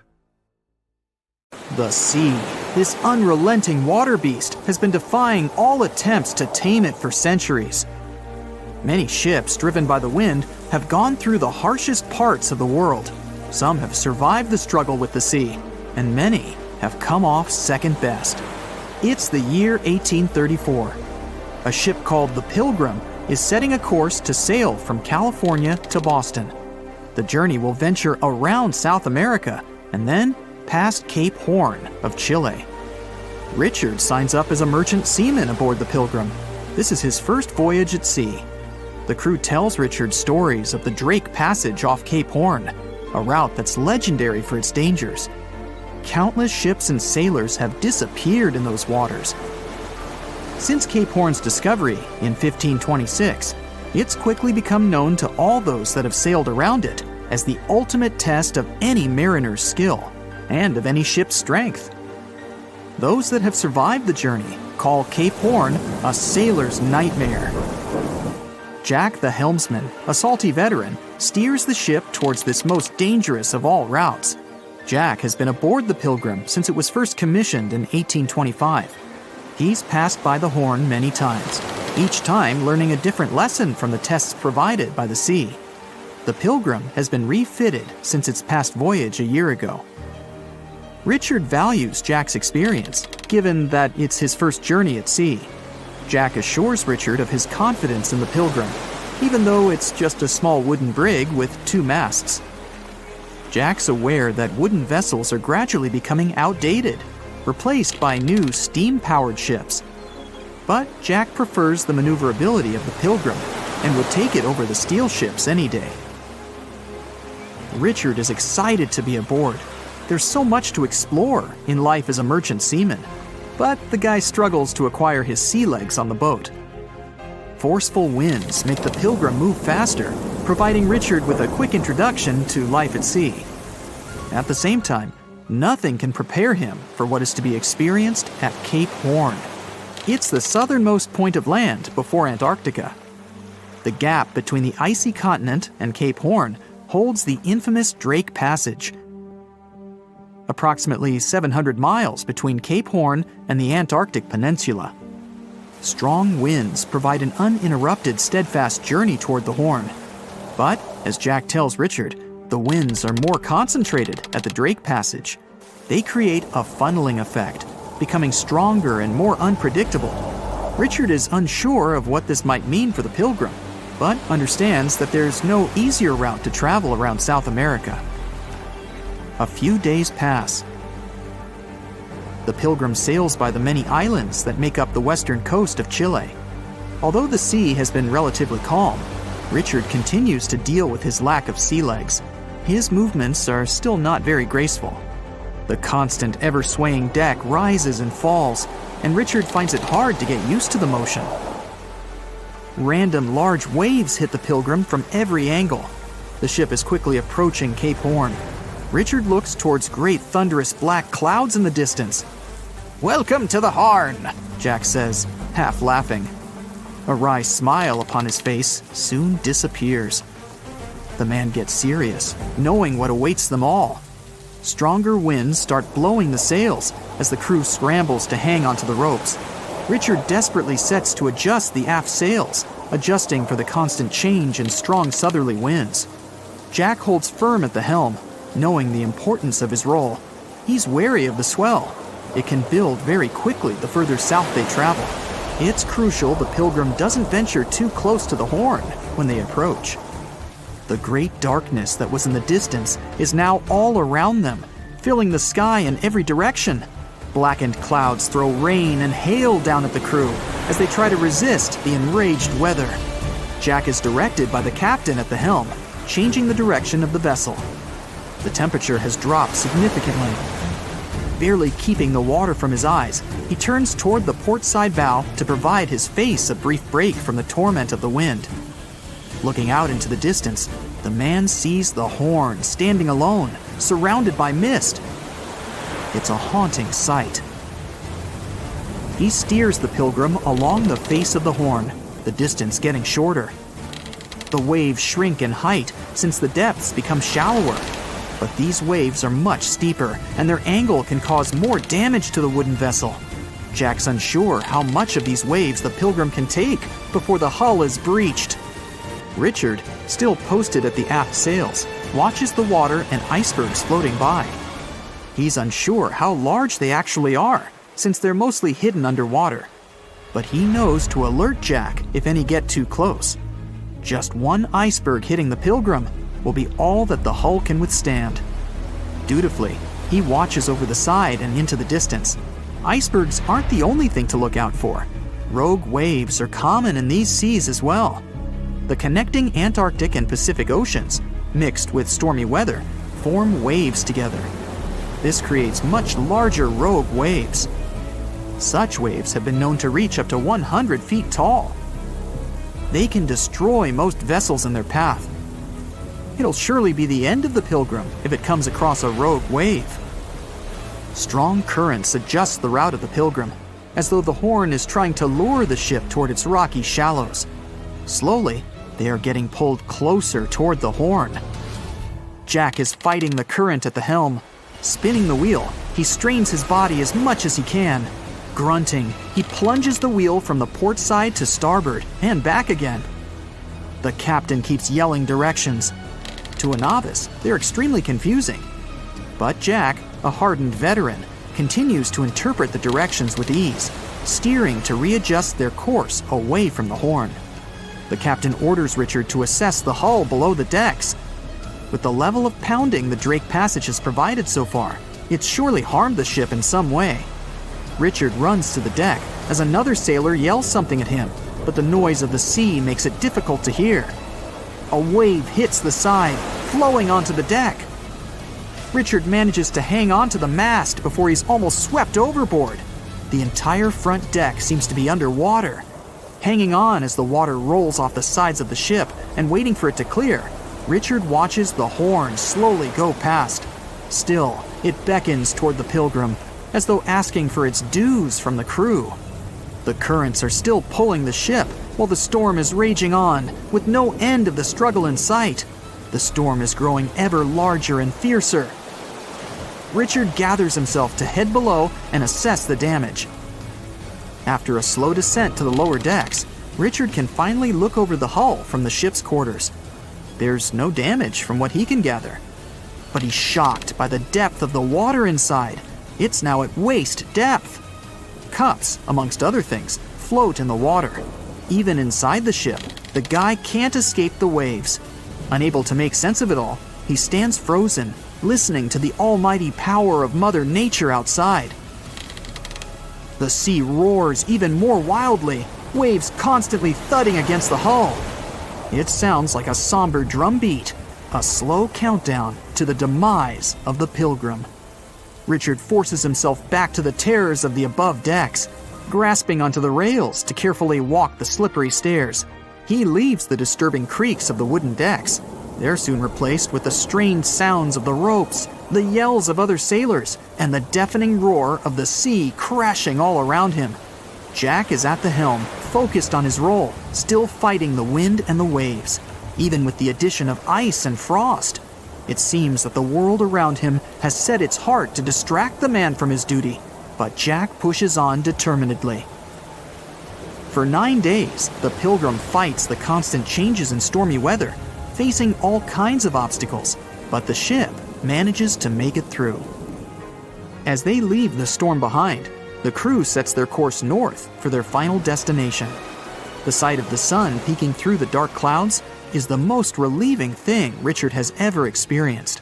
Unfortunately, Richard lost his rations at some stage during the storm. At sea, if your rations are lost, it's your own bad luck. Luckily, Jack is kind enough to share some of his. Icy water squeezes your chest so you can't take a deep breath. You hear people yelling around. It's late at night, and the endless sea blends with the black starry sky. You're scared and cold. The ship you were just aboard is going down into the depths of the ocean. People who have been in a shipwreck often remain afraid of water for the rest of their lives. But the woman whose story you'll hear survived not 1, and not even 2, but 3 ship disasters, and continued to work on cruise liners as a stewardess. Meet Violet Jessup, Miss Unsinkable. Her childhood can be described in one word: short. She had to grow up quickly to take care of her siblings. Violet was the oldest of 9 children. Life became even more difficult when she became very ill. The doctors were sure she wouldn't survive, but she did. At a young age, she moved to England with her mother, took care of her sisters, and attended a convent school. Her mother worked as a stewardess at sea, and when she fell sick, young Violet followed in her footsteps. But because of her youth and beauty, no one wanted to hire her. They thought she would distract passengers and crew. Violet didn't give up, though, and came to one of the interviews in her worst clothes and with unkempt hair. She wanted to show she was ready for hard work on the ship, and she had it. The girl was hired. The first 2 years passed quietly, but then a series of incredible fortunes began, or misfortunes, depending on how you looked at it. In 1910, Violet got a job on the most luxurious liner of the time, the Royal Mail Ship Olympic. The ship sailed across the Atlantic, from England to America. The engineers didn't focus on the speed of the vessel, but on its comfort. Violet worked on the ship and was paid just £2 a month, the same as £200 today. Hard work on the ship's deck from morning to night didn't frighten Violet. She loved the job. She liked to talk to people and enjoyed the beautiful views of the Atlantic. So, on September 20th, 1911, Violet worked on the deck as usual. The sea was calm, and the weather was excellent. Nothing boded ill. The ship sailed through the Solent Strait, which separates the Isle of Wight from the British mainland. At this moment, the British military cruiser Hawke appeared ahead. It should have passed by the Olympic, but something went wrong. The ships went straight at each other. The Olympic's captain tried to maneuver to avoid a collision, but failed. The Hawke's bow was designed specifically to ram other ships. At that time, it rammed the Olympic. Boom! The liner shuddered, and the people screamed in fear and panic. The ship had a huge hole in the starboard. Violet fell from the force of the blow. It seemed one of the biggest liners of its time was going to sink. But luckily, that wasn't the case. Both ships stayed afloat, and nobody got hurt. This time, fortune was on Violet's side. The accident on the ship didn't frighten the young woman. She didn't give it a second thought and continued to work as a stewardess.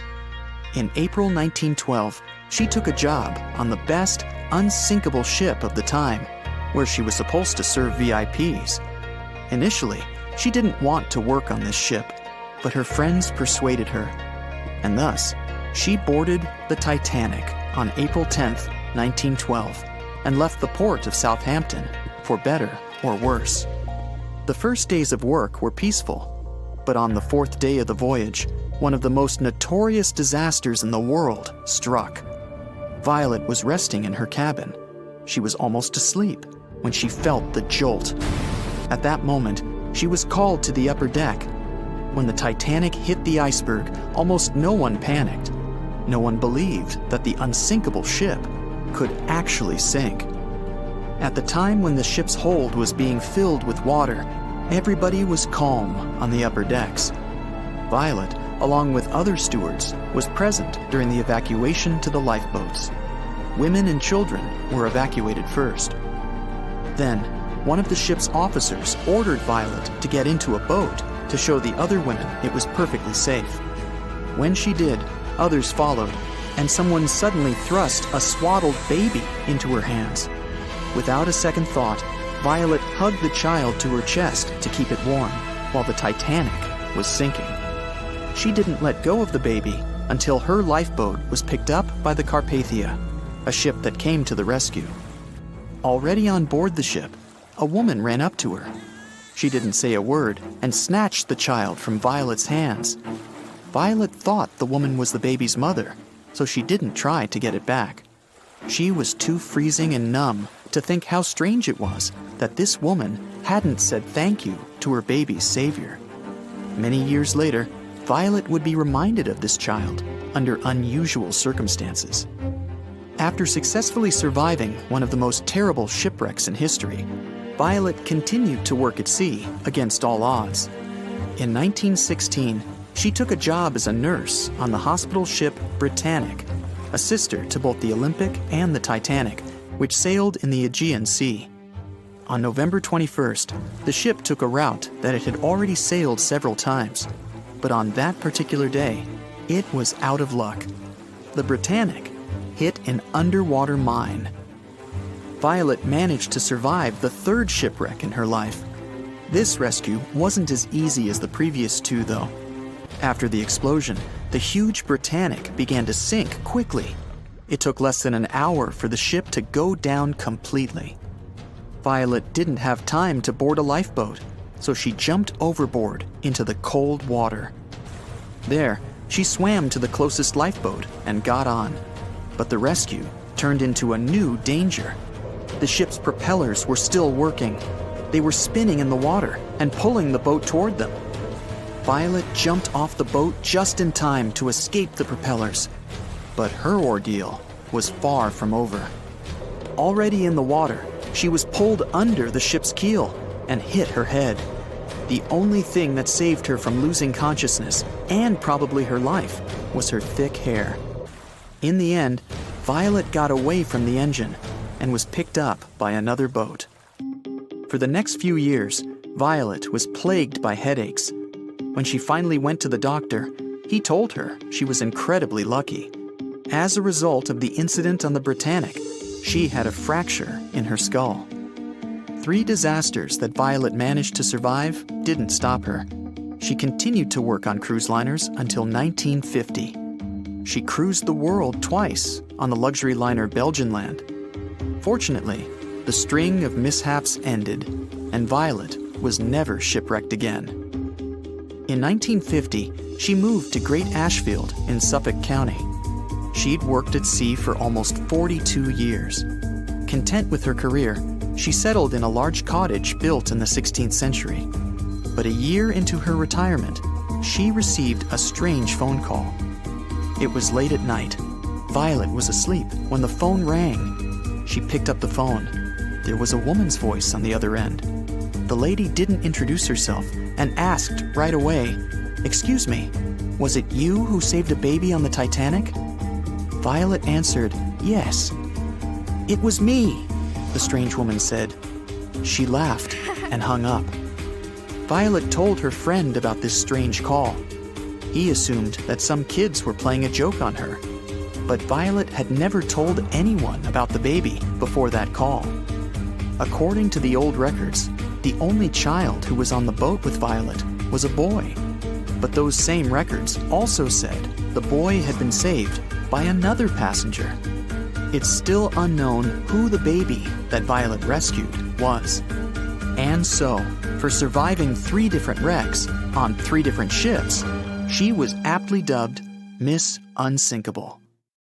April 12th, in the year 2212. It's a great date for humanity, the 300th anniversary of the launch of the legendary Titanic. The best engineers of the world have collaborated for years to bring their masterpiece to the public, the Space Titanic, and they've done it just in time.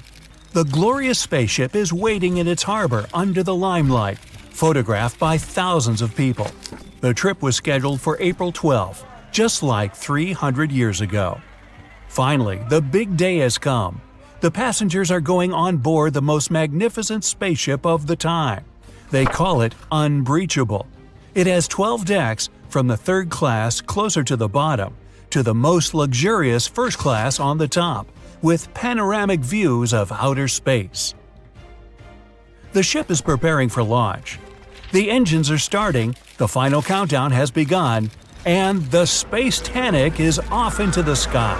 It quickly becomes no more than a speck in the big blue and then disappears.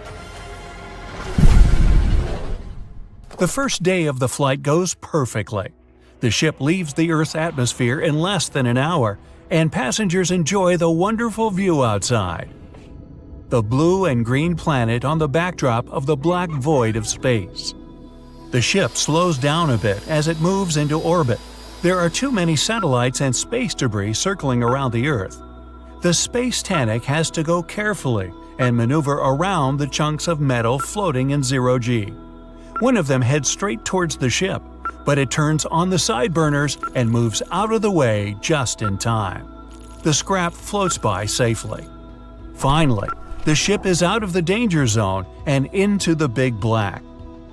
It turns on the back thrusters to accelerate and heads to the bright side of the moon. It's going to be the first destination of the sightseeing tour. The planet becomes gradually smaller behind, and about halfway to the natural satellite, people on board can marvel at the sight of the sun. The huge ball of burning plasma is bigger and brighter than ever in the cosmic darkness. Suddenly, the ship's captain makes an announcement. All passengers are invited to the promenade decks to watch as the solar panels are being unfolded. People go outside to goggle at the sight. The silver and black panels slowly emerge from their containment slots, and the Space Titanic finally takes its real form. As the sun's energy begins to flow into the ship, the thrust engines turn to minimum. The spaceship is now in energy collecting mode. For the trip to Mars to take just a few days, it needs to make a transit jump. In another 5 hours, another announcement rings across the board. The ship is approaching the moon, and the passengers are invited to look at the satellite from up close. The Space Titanic passes by at several thousand miles, and the moon looks huge.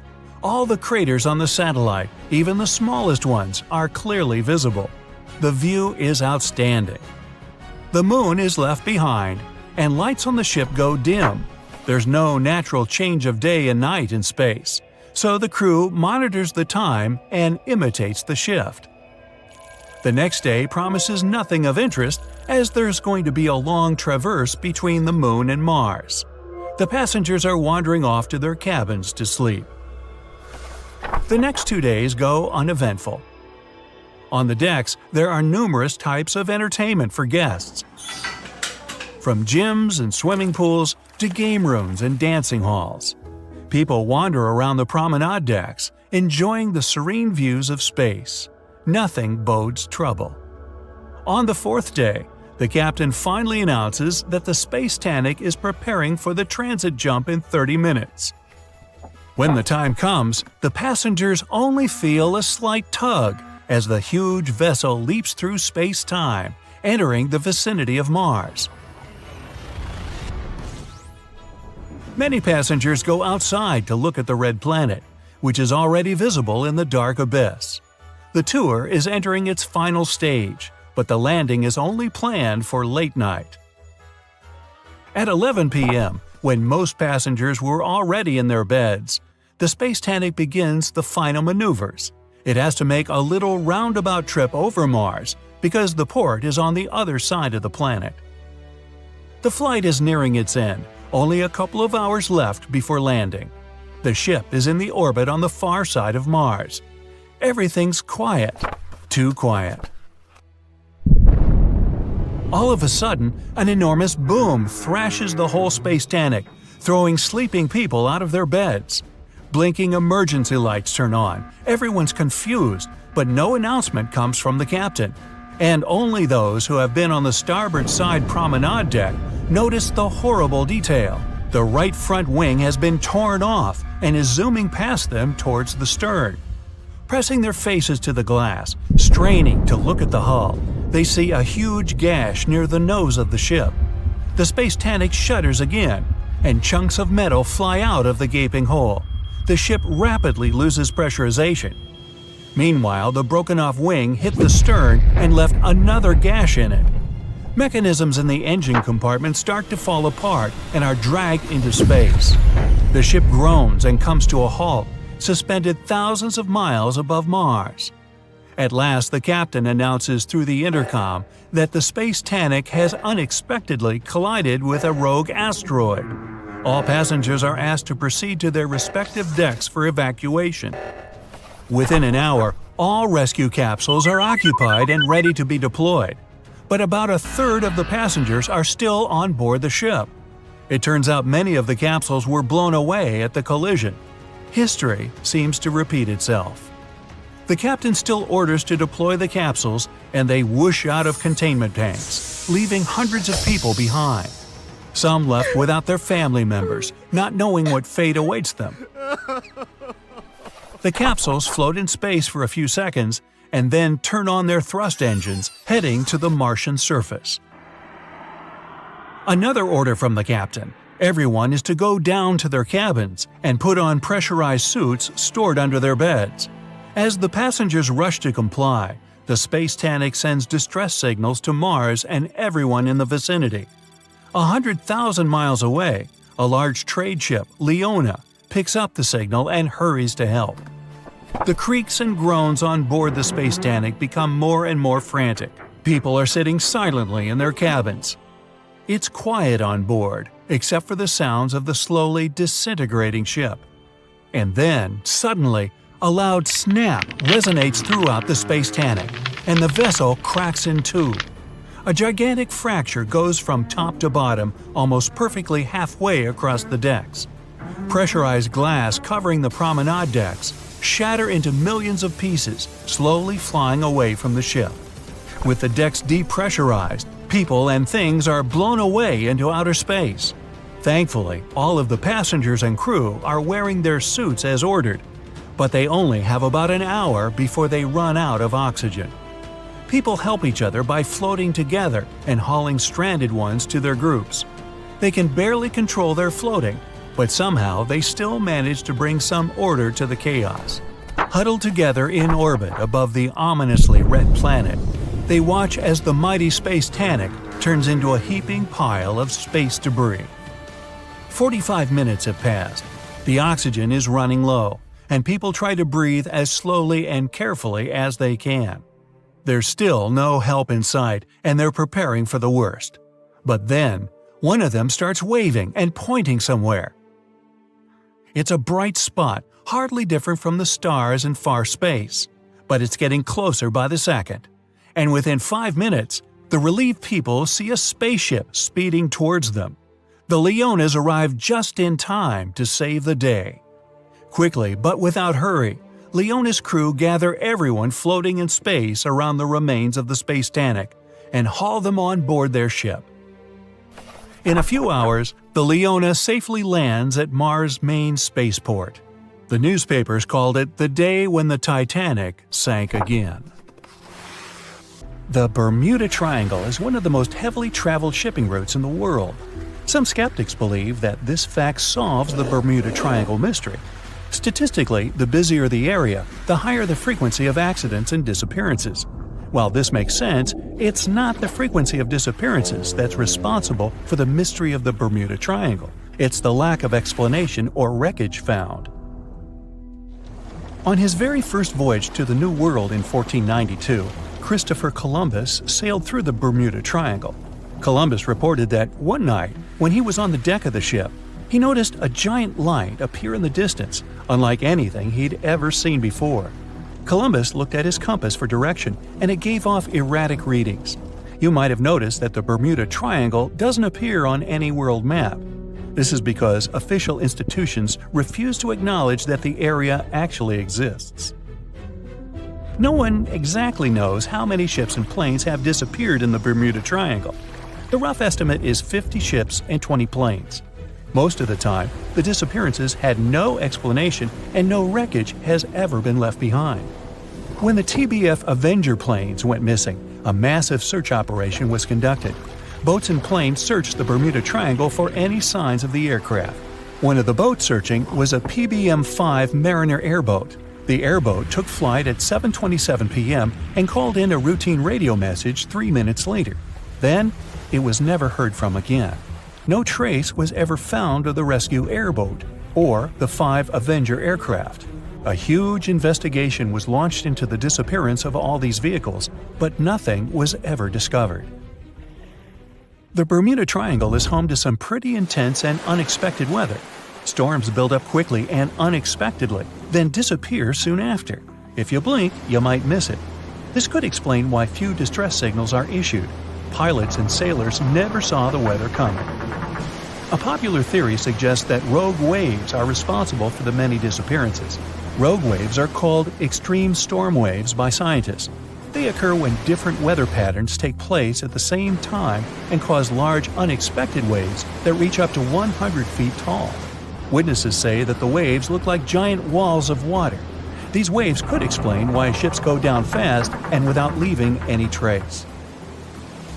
Just off the coast of Japan, you'll find the Bermuda Triangle of the Pacific Ocean. They call it the Devil's Triangle. Between 1950 and 1954, 9 ships disappeared in this area without leaving a trace. The ship Kaio Maroon 5 was sent to investigate these unexplained disappearances when it also vanished. After this incident, the Japanese authorities labeled the area as a danger zone, and sailors were encouraged to avoid it. Some people blame all disasters on the extraterrestrial paranormal activity. Others suppose it's all about raging natural phenomena. Some scientists believe the cause of anomalies is the environmental changes. Also, there's a really high concentration of methane hydrates on the bottom of the ocean in the Pacific Bermuda area. This gas tends to set off, and when it happens, bubbles start forming on the surface of the water. These gas eruptions can interrupt the ability to float and can easily sink a ship. Because of this chemical reaction, there won't be even a trace left. Underwater volcanoes are said to be another possible explanation for the Japanese Dragon's Triangle. In fact, they can take down even small islands. Luckily, nobody lives there. It's a pretty common thing in this area that some of them disappear underwater and others appear out of the blue because of seismic activity. You'll never find the Dragon's Triangle on any official map of the world, so nobody's quite sure about how large it is in reality. In July 2015, 2 teenagers disappeared after setting sail off the coast of Florida. There's some mystery about what the 2 teens were really getting up to. They told their parents that they were just going to fish, but they told their friends that they were crossing to the Bahamas. Shortly after they left, a line of thunderstorms moved towards the area, and the boys were never heard from again. A massive search was conducted, but sadly, nothing was found. 1 year later, the pair's boat was found off the coast of Bermuda with a broken iPhone and some personal effects left inside. One of the most popular and bizarre theories trying to solve the Bermuda Triangle mystery comes from Charles Berlitz. He insists that the area is home to the lost city of Atlantis. The missing ships and planes and malfunctioning equipment, according to him, were all caused by rays of energy let out by the special energy crystals that power Atlantis. While this sounds silly, Berlitz's theory was convincing enough that over 20 million people bought his book worldwide. Previously, the compass wouldn't work well in the Bermuda Triangle since the lines of the 2 poles coincided here, true north and magnetic north. But if you fall into this line, your compass will behave strangely. But the magnetic north is constantly shifting, and now it's far beyond the triangle. No legend says pirates of the last centuries operate in the Bermuda Triangle, or that the Flying Dutchman makes other ships disappear. A popular theory is that ships travel to the distant past or future through a time portal in the Bermuda Triangle. Fortunately, these are all myths. Just imagine hundreds of giant tentacles reaching out to a group of ships sailing through the Bermuda Triangle. In the past centuries, they could easily sink an entire fleet, since the ships were made of wood and were lighter. Squids wrapped decks with their strong tentacles, made holes in the ship's hulls with their sharp beaks. Toothy suction cups could break the masts and tear the sails. The water was filling the holds and slowly rising to the deck. The ship sank in a matter of minutes. Survivors reached the shore and told everyone about huge monsters. This is how the legends of the Kraken appeared. Fortunately, now people have sonars and equipment for monitoring the sea space. They say the main reason why this place is so enigmatic must be the magnetic fields that form this ominous triangle. Ocean floor is made of rocks containing a lot of magnetite. It's more like iron. Magnetic fields react to the high concentration of magnetite on the ocean floor, which may start a sort of conflict between the two. It can often lead to various weather anomalies and, as a result, navigation issues. And naturally, any changes in the ocean floor or the Earth's magnetic fields influence the Bermuda Triangle a lot. Magnetic fields tend to shift their position, so do tectonic plates and even the continents, even though we never notice it. The skies are usually very clear there, but back in 1883, some people witnessed abnormal things in the area. Some claim to have seen large blocks of ice falling from the skies, and the crew even managed to save one as hard proof. Seems like the Bermuda Triangle has an alternate not only on Earth, but even in space. Spacecraft usually don't disappear into thin air, though, like there's no air. This anomalous area is really large and stretches right above the South Atlantic. It occupies the area from Chile to Zimbabwe and sits right at the point where Van Allen radiation belts are the closest to the surface of our planet. The Earth has 2 such belts, which come in handy trapping the particles that shoot in from the sun. They do a great job protecting the Earth from radiation. The magnetic field there is lower, so it allows the Earth's radiation belt to come closer to the surface. Whenever a satellite passes by, it will be exposed to radiation, which might lead to serious damage. So, no satellite can take pictures of it. The South Atlantic anomaly is part of the Earth where natural radiation just flows out of control. Still, there is little evidence that all these triangles are really dangerous. Many believe the Bermuda Triangle itself has been proven time and again to be nothing but a work of fiction. In fact, some shipwrecks, such as the Ellen Austin, gained popularity in the middle of the 20th century, while nobody even thought of drawing a triangle in the Bermuda area before that. The mystery was popularized by science fiction writers and became a common myth. while no serious research proved it any more dangerous than other parts of the world's ocean. So, the crew of the Ellen Austin back in 1881 weren't even aware of the Bermuda Triangle back then, let alone afraid of it. What do you think?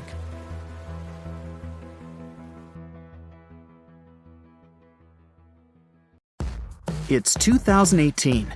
You get up early in the morning to go ashore and catch some fish. You come to the spot you were yesterday, throw the hook into the sea, and wait. The float is twitching. You've caught some fish, but hey, hello? Why aren't you doing anything? Right now, you don't care about the fish. You're looking at something in the distance. You open your mouth in surprise since you see a huge ship stuck on a shoal. It wasn't here yesterday, so it got here at night. Okay, it'll probably sail away sooner or later. You fish for a few more hours. During this time, you observe the ship and notice no movement there. Is it empty? Boats and the Coastal Service are sailing from the shore to the vessel. You decide to check it out too. You get in your old boat and go there. The mist descends to the water, making the ship look creepy. The colossal vessel is rusty and empty. But where is the whole crew? And how did it get there? The Coast Guard comes on board. They search the hold, the cabins, and the upper deck. There's someone's stuff, some remnants of food supplies, notebooks, and clothes. Everything suggests the crew has disappeared for some reason. Fishers who noticed the vessel first didn't see anyone coming down from the board. No radio signals were sent to the port, and no one reported about the ship. It appeared here from nowhere. The only chance to get any information is to look at the number and name of the vessel. This is Sam Ratulangi, PB 1600. The Coast Guard checks the information, studies the data of all the country ships, and no way. One company built the boat in 2001 in Indonesia. People used it to transport heavy loads across the seas around Asia. The ship had been properly operating for 8 years. People were delivering industrial goods to different points in the region, but something went wrong. In 2009, Sam Ratulangi was sailing near the coast of Taiwan, and that's it. There were no further records about it. There were no reports in any port. Everyone thought it must have drowned, so no one had been looking for it for years. And then, 9 years later, it appears here, big and rusty, off the coast of Myanmar, without sailors, without fuel. An investigation starts. City services are trying to find out the names of all the sailors working on the ship and find clues that would lead to solving this mystery. They also hope the ship owner will appear soon. They find 2 tow ropes on board. This means that some other ship towed Sam Ratulangi to this place. Then they identify and find 13 crew members. These people say they wanted to reach the factory in Bangladesh to repair Sam Ratulangi. Another vessel helped tow the ship, but then 2 cables tore off, and a storm began. No one wanted to stay on board during such weather, so the crew members left it. No one knows what the ship has been doing for the last 9 years, and how it was possible without people on board. And here's another, much more mysterious ship story.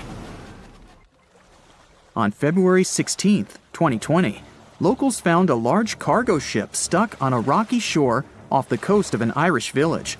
The boat looked rusty, with holes in the hull and rotten parts. People hadn't seen this vessel the day before, so it appeared there at night. The last time people saw the Alta cargo ship was a few months earlier, thousands of miles off the coast of Ireland. That day, the Alta was sailing in the waters of the Atlantic Ocean. Another ship, the MS Protector, noticed it. MS Protector crew members tried to contact the ship, but received no response. The people on board realized that they were facing an empty vessel. And then, 5 months later, it appeared near the coast of Ireland. There are more questions than answers in this story, but we managed to find something out. In 2015, the Alta appeared and disappeared from the radar several times. Any ship has an internal tracking system, so people can track its route using satellites. But Alta crew members often disabled this system. Perhaps they were engaged in some illegal activity. Anyway, in 2017, the ship often sailed between the ports of Greek islands. Then, the tracking signal disappeared and appeared only 10 months later, off the coast of North Africa. During this time, the ship changed several flags. In September 2018, the Alta was southeast of Bermuda and headed for Haiti. Then, the crew started facing problems. First, the main engine failed right in the middle of the Atlantic Ocean. The ship began to drift. Several days passed, but the crew members weren't able to repair it. They began to run out of food and water supplies. The situation got even worse when they found out that a hurricane was approaching the place. Fortunately, they managed to contact the U.S. Coast Guard. A helicopter flew to the Alta on October 2nd to bring them some supplies. There was enough food for several days. Then, a rescue boat sailed to the ship. It evacuated all the sailors and delivered them to Puerto Rico before the hurricane. The Alta had to drift alone in the ocean. After a while, another ship approached the Alta to tow it to the shores of Guyana. But at this moment, everything went wrong. Someone stole the boat, disabled the tracking system, and sailed away in an unknown direction. After almost a year, the MS Protector found the empty Alta in the waters of the Atlantic Ocean. And then, 9 months later, the ship without a crew sailed to the shores of Ireland. How did it manage to travel across the Atlantic and get to the coast of Ireland? It's still a mystery. Maybe it was just luck. No one else saw the ship all this time. It was just covering huge distances, surviving storms. Who's the captain? What happened to the thieves? Who owns the ship now? One day, someone called the village administration and introduced themselves as the vessel owner. But that unknown person didn't provide any evidence. They found several barrels of oil on the ship, which they took away by helicopter. The Alta was rusting. Corrosion of metal could damage the environment. The vessel had no commercial value, yet it would have taken millions to get rid of it. There were 3 options for what to do: leave the ship where it was, tow it into the sea and let it sink, or disassemble it for scrap. But nature had its own plans. Storms and strong waves split the hull into 2 parts. The Alta was drifting without a crew in the waters of the Atlantic Ocean for about 2 years. But this is nothing compared to a ship that was traveling for 38 years. The record belongs to the SS Baychimo. It was a merchant vessel owned by some trading company. In 1931, the ship found itself on the ice off the coast of Alaska. Its movement slowed down. A thick layer of ice blocked the ship, and a strong storm only made the situation worse. The blizzard was so intense that the crew members couldn't see anything but a white veil in front of their eyes. Sailing any further was impossible. The team had to wait for the storm to end. They waited for a day, 2, 3 days. A week had passed, but the snowstorm was only getting stronger. Then, one day, it grew weaker. The crew members split into 2 teams. The first team went to the nearest city. The second group, along with the captain, stayed on board. They set up camp next to the ship and waited for the blizzard, which had started again, to end. There was 0 visibility. And finally, one day, the storm was over. Great! And now, wait a minute. But where is the ship? The SS Baychimo just disappeared during the blizzard. The captain was sure that the ship had sunk, so he left along with the crew. Then, a week later, they saw the vessel drifting near the area where they had lost it. The hull was damaged so severely that it was unsafe to sail on it. Repairing the ship would be pointless and expensive, so the captain decided to abandon it. He was sure that it would go underwater sooner or later, but it stayed afloat for the next few days, the next few months, and a few years. People had reported seeing it at various points along the coast of Alaska for 38 years. The last record of the SS Baychimo is dated 1969. Those who saw it claimed the ship was completely frozen, almost merged with the ice. Some people planned to start an expedition to find the ship, but all attempts were unsuccessful. The vessel is probably lying somewhere on the deep sea floor.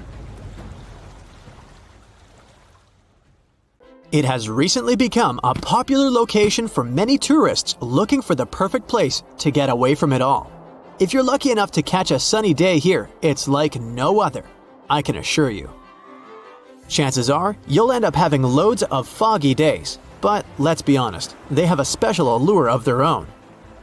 This enchanting smile-shaped island is called Sable Island. It's located 190 miles from mainland Nova Scotia. It wasn't accessible to the general public until 2013. That's when it was added to the list of National Parks of Canada. You can get here either by plane or by water. But what's so enchanting about this place anyway? There must be something since the yearly tourist count is growing every year. Firstly, there's a spectacular number of wild horses here. There are between 200 and 500 horses roaming free all over the island. There's also a large population of gray seals. The place is also the only breeding location of a rare bird species called the Ipswich sparrow. If you're already considering a trip here, there are some things you need to know first. Remember that fog I mentioned earlier? Well, it turns out that Sable Island is the foggiest place in the Canadian Maritimes. I'm talking about approximately 127 foggy days each year. During such days, Sable Island literally disappears underneath a thick layer of fog. You won't be able to explore the place on your own either. The local regulations state that visitors need to travel within a group, and they also need to keep a 197-foot distance from the wildlife they can encounter here. As charming as this place may be, it holds a dark secret hidden beneath the sandy dunes, and it has nothing to do with beautiful creatures living here or the island's unique vegetation. Apart from being known from its horses and seals, Sable Island is infamous for an overwhelming number of shipwrecks. Over the years, about 350 ships have ended their lives here, on these sandbars. When survivors described their experiences, they usually mentioned harsh weather conditions near this mysterious island. The island also made its way into literature when it was described in a book called The Perfect Storm, which was written by Sebastian Junger and published in 1997. The book was so successful that it was later adapted for the big screen in 2000, with George Clooney playing the leading role. The first recorded shipwreck near Sable Island dates back to 1583. The boat was named the HMS Delight and was under the command of British adventurer and explorer Sir Humphrey Gilbert. Only 17 people managed to survive the catastrophe by escaping in a small boat. Records mention that they spent 7 days at sea before reaching the shores of Newfoundland. In 1884, another vessel named the Nicosia struggled in the thick fog as well. The ship was completely destroyed, but fortunately, all 18 crew members managed to survive. The captain's son was almost lost at sea when a lifeboat capsized when he was climbing into it. He somehow managed to stay underneath the lifeboat, which was completely submerged. When this lifeboat righted, he eventually emerged from the water and was rescued for the second time. The years between 1947 and 1999 were relatively quiet on the island. In 1999, though, a yacht called the Merrimack ran aground near the shore of the island at about 2 a.m. on July 27th. The 40-foot fiberglass boat had a crew of only 3 people. Natural gas exploration workers, who were luckily not far away, rescued them. The crew managed to fly safely to Halifax the next day. The owner of the Merrimack tried to recover his boat by hiring local fishermen. Unfortunately, this operation was unsuccessful, since only the fittings of the yacht were eventually saved. It took no more than 6 weeks for the sand and waves to crush and completely break up the hull of the Merrimack. So what is it about this place that's so dangerous for boats? Does it have anything to do with the weather? Or maybe there's other forces at play? The explanation turns out to be a bit more complex, and it wasn't easy to figure out, at least not way back in the 1500s. First of all, the island is located close to one of the world's richest fishing grounds. Since it's also near one of the major shipping routes between Europe and North America, hundreds of vessels sail past it each year. The likelihood of shipwreck increases when there are so many boats roaming around the area. Sable Island is also in the way of most of the storms that move up the Atlantic coast of North America. It's no surprise that boats often get hurtled straight onto the shores of this island. The weather has a lot to do with it too. During the summer season, the warm air from the Gulf Stream creates a dense fog as it merges with the cool air by the Labrador Current that passes by the island. Other currents don't help the matter. Sable Island is next to the meeting point of three major ocean currents: the Gulf Stream, the Labrador Current, and the Belle Isle Current. Since the 1950s, radars and other modern navigation tools have been used on commercial vessels as well. Up until then, the sextant was the main instrument used to figure out a ship's location.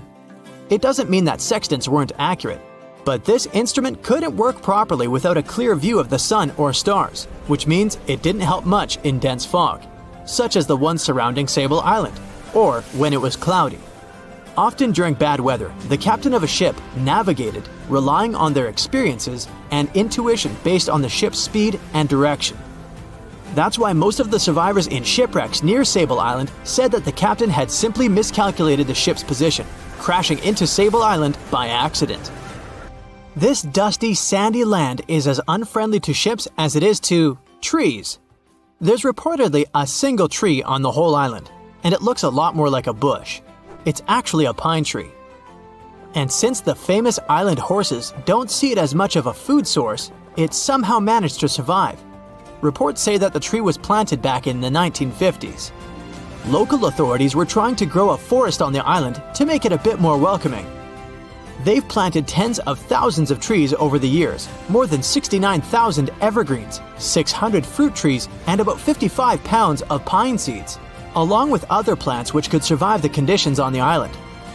But they were no match for the extreme weather and sandy soil. Out of all those plants, just one pine tree is still alive. Thanks to its resistance, it has even become a symbol of Sable Island. Interestingly, for around 40 years, the island also had just one inhabitant.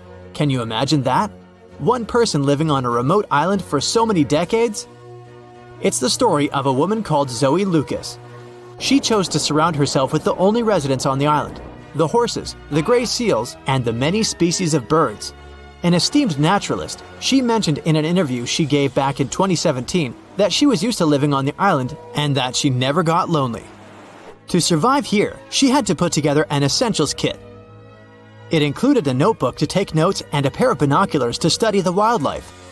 You can safely assume she wasn't scared of the intimidating surroundings, since she decided to eventually call this place home. At first, Zoe wanted to set up camp on one end of the island, near some abandoned buildings. But eventually, she settled in a wooden house near a bunch of sand dunes. A Canadian institution called the Meteorological Service of Canada put together the simple construction back in the 1940s. Parks Canada operates the building these days. Zoe's work included gathering as much data on the local horse population as possible. It could help scientists better understand how they managed to adapt to the unfriendly environment. She also helped gather the debris that made it to the shore to help track pollution levels. Among all the rubbish that she collected, there was a refrigerator and a crate full of fresh peppers. Some other specialists eventually started working rotating shifts on Sable Island to offer the brave woman a little bit of company now and then. In 1945, 5 TBF Avenger aircraft took flight for a routine training exercise around the Bermuda Triangle. In the middle of the exercise, the planes were struck by intense rain and heavy winds, despite the clear weather forecast. The pilots became extremely disoriented and radioed the base to report that their navigational equipment had stopped working. The last thing the base heard was, "When the first plane drops below 10 gallons, we'll all go down together," and then static. The 5 planes and their 14 crew members were never seen or heard from again. On his very first voyage to the New World in 1492, Christopher Columbus sailed through the Bermuda Triangle. Columbus reported that one night when he was on the deck of the ship, he noticed a giant light appear in the distance, unlike anything he had ever seen before. Columbus looked at his compass for direction, and it gave off erratic readings. You might have noticed that the Bermuda Triangle doesn't appear on any world map. This is because official institutions refuse to acknowledge that the area actually exists. A popular theory suggests that rogue waves are responsible for the many disappearances.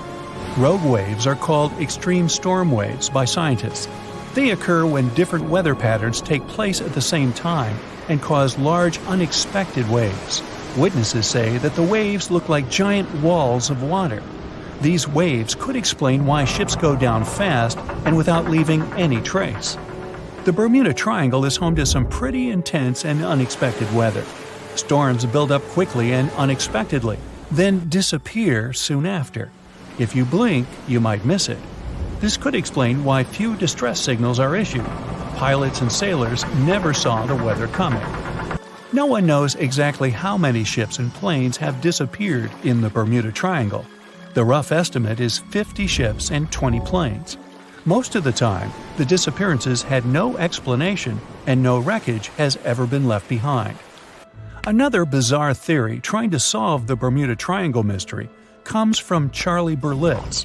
He insists that the area is home to the lost city of Atlantis. The missing ships and planes and malfunctioning equipment, according to him, were all caused by rays of energy let out by the special energy crystals that power Atlantis. While this sounds silly, Berlitz's theory was convincing enough that over 20 million people bought his book worldwide. In the year 1800, a large sailing vessel called the USS Pickering departed from the U.S. on its way to the West Indies. The ship sailed into the Bermuda Triangle along with its 90-man crew and was never heard from again. The USS Pickering was the first ever confirmed ship to vanish in the Bermuda Triangle. It's believed that the ship was taken out by a storm, but because no wreckage was ever found, we'll never know for sure. When the TBF Avenger planes went missing, a massive search operation was conducted. Boats and planes searched the Bermuda Triangle for any signs of the aircraft. One of the boats searching was a PBM-5 Mariner airboat. The airboat took flight at 7:27 p.m. and called in a routine radio message 3 minutes later. Then, it was never heard from again. No trace was ever found of the rescue airboat or the 5 Avenger aircraft. An enormous investigation was launched into the disappearance of all these vehicles, but nothing was ever discovered. This particular area of the ocean is one of the most heavily traveled shipping routes in the world. Some skeptics believe that this fact solves the mystery. Statistically, the busier the area, the higher the frequency of accidents and disappearances. While this makes sense, it's not the frequency of disappearances that's responsible for the mystery of the Bermuda Triangle. It's the lack of explanation or wreckage found. On the ocean floor, decomposing organisms let off large concentrations of methane gas that gets trapped under the water. This gas can build up until, boom, it ruptures. The gas surges up to the surface and erupts. If a ship was in the area of one of these ruptures, the water would become much less dense and cause the ship to sink rapidly and without warning. Scientists believe this could be the cause of the many disappearances in the Bermuda Triangle. While this theory makes a lot of sense, it doesn't seem too likely. The U.S. Geological Survey has stated that no large releases of gas are believed to have occurred in this area for the past 15,000 years. The ocean floor is made of rocks containing a lot of magnetite. It's more like iron. Magnetic fields react to high concentrations of magnetite on the ocean floor, which may start a sort of conflict between the two. It can often lead to various weather anomalies and, as a result, navigation issues. And, naturally, any changes in the ocean floor or the Earth's magnetic fields influence the Bermuda Triangle a lot. Since the magnetic field is constantly moving, it might be also taking the Bermuda Triangle with it. Now that people know where the triangle is, it's easy to avoid it. It supposedly moves eastward together with the magnetic poles, but scientists still can't answer where exactly it will be in a couple of years. Some people blame all the disasters on the extraterrestrial paranormal activity. Others suppose it's all about raging natural phenomena. There's another triangle in Lake Michigan. Just like the one near Bermuda, the Michigan Triangle got its shady reputation for some disappearances. The first recorded one dates back to 1679. A large vessel, one of the largest of that time, set out on an expedition. Yet once it got in the sinister triangle, it never came back. Much later, an aircraft disappeared in this triangle. The skies are usually very clear there, but back in 1883, some people witnessed abnormal things in the area. Some claim to have seen large blocks of ice falling from the skies, and the crew even managed to save one as hard proof. Meanwhile, the Pacific Ocean Mystery Area is another sinister triangle. Off the south coast of Japan, not far away from Tokyo, there's a sea where plenty of ships met their doom, disappearing without a trace in these waters. They call it the Devil's Triangle. Some scientists believe the cause of anomalies is the environmental changes. Also, there's a really high concentration of methane hydrates on the bottom of the ocean in the Pacific Triangle area. You're deviating from your original course and sailing in the wrong direction. There's the Caribbean Sea near the triangle, peppered with small islands. The seafloor here isn't deep. The ship can get in shallow waters. And now the ship is stuck on a shoal, and you have no idea where you are. If this were the 21st century, the ship's captain would be able to reach the shore using GPS and other modern navigation. But the most interesting thing is that the compass would work correctly this time, since the magnetic North Pole hasn't already coincided with the true one for a long time in the territory of the Bermuda Triangle. The agonic line is somewhere far away from here. There are no problems with navigation now, but for some reason, this is where ships disappear. In fact, not just here. Throughout the Atlantic Ocean, there are places where many more ships were gone. The Bermuda Triangle is not even in the top 10 of such places. One of the main reasons why many ships are lost here is that one of the most popular shipping routes in the Atlantic passes through the Bermuda Triangle. And the more ships in one place, the more shipwrecks. Simple probability. Then, it just starts getting weird. Other theories say that there's a space-time rift in this region. Ships and planes fall into this rift and end up in the past or the future. But for some reason, there's not a single proof of this myth. There's no reason to think that the rift is hidden somewhere here. The base of an extraterrestrial civilization is located in the Bermuda Triangle. Visitors from other galaxies steal sea vessels along with the crew, so no one finds the wreckage of the ships. This is also a popular myth that has no scientific justification. The Kraken lives somewhere in the triangle. It's a huge squid that sinks ships and also is a legend that sailors tell each other. However, gigantic squids live in the depths of the ocean. They can grow to the size of half a train car, but no cases have ever been recorded where they sunk a large vessel. And in the area of the Bermuda Triangle, they have never ever been seen. People in the past didn't know about the existence of these creatures, so when they saw them for the first time, they described them as huge, terrible monsters. Giant squids are some of the most elusive creatures on Earth, and scientists had to use sonar equipment to find them. They don't like to leave the dark depths and are likely to be afraid of the sound of any ship. So, that should squash the squid as a suspect. April 1912 marked one of the most terrible tragedies in the history of the world. The most unsinkable vessel, the pinnacle of engineering at that time, the huge Titanic, sank. On that dark, moonless night, the ship had many chances to save its passengers. There was another ship just a few miles away that could have saved the Titanic, but it didn't. It wasn't a phantom ship, and it's not some legend or a theory. This is a documented reality. There are records and witnesses' statements confirming this. But why didn't this ship help? Let's find out what happened that night by looking at these events from 3 different points of view. Let's start with the Titanic version. 11:30 p.m. The moon hides behind black clouds. Visibility is bad. Everything is calm on the Titanic. Under the captain's guidance, the communications operator stays in touch with the mainland through the radio. At this moment, some stranger breaks into the frequency, interrupting the operator's communication. It's unclear what this strange man wants and what he's talking about. The operator doesn't try to figure it out. He shouts at the guy, demanding him to disconnect. The connection is interrupted. At 11:40 p.m., the Titanic crashes into an iceberg. The ice breaks the hull. Water begins to flood the lower decks. Nobody is panicking yet. 20 minutes later, at midnight, The ship's crew sends a distress signal through the radio frequency. Few people understand how bad the situation really is. After 20 minutes, at 12:20 a.m., they start lowering lifeboats with passengers. At 12:25 a.m., they receive a response to the distress signal. This is RMS Carpathia. Their captain reports they're already sailing at maximum speed towards the Titanic. But the problem is that the crash site is 58 miles away. This means Carpathia will only be here in 4 hours.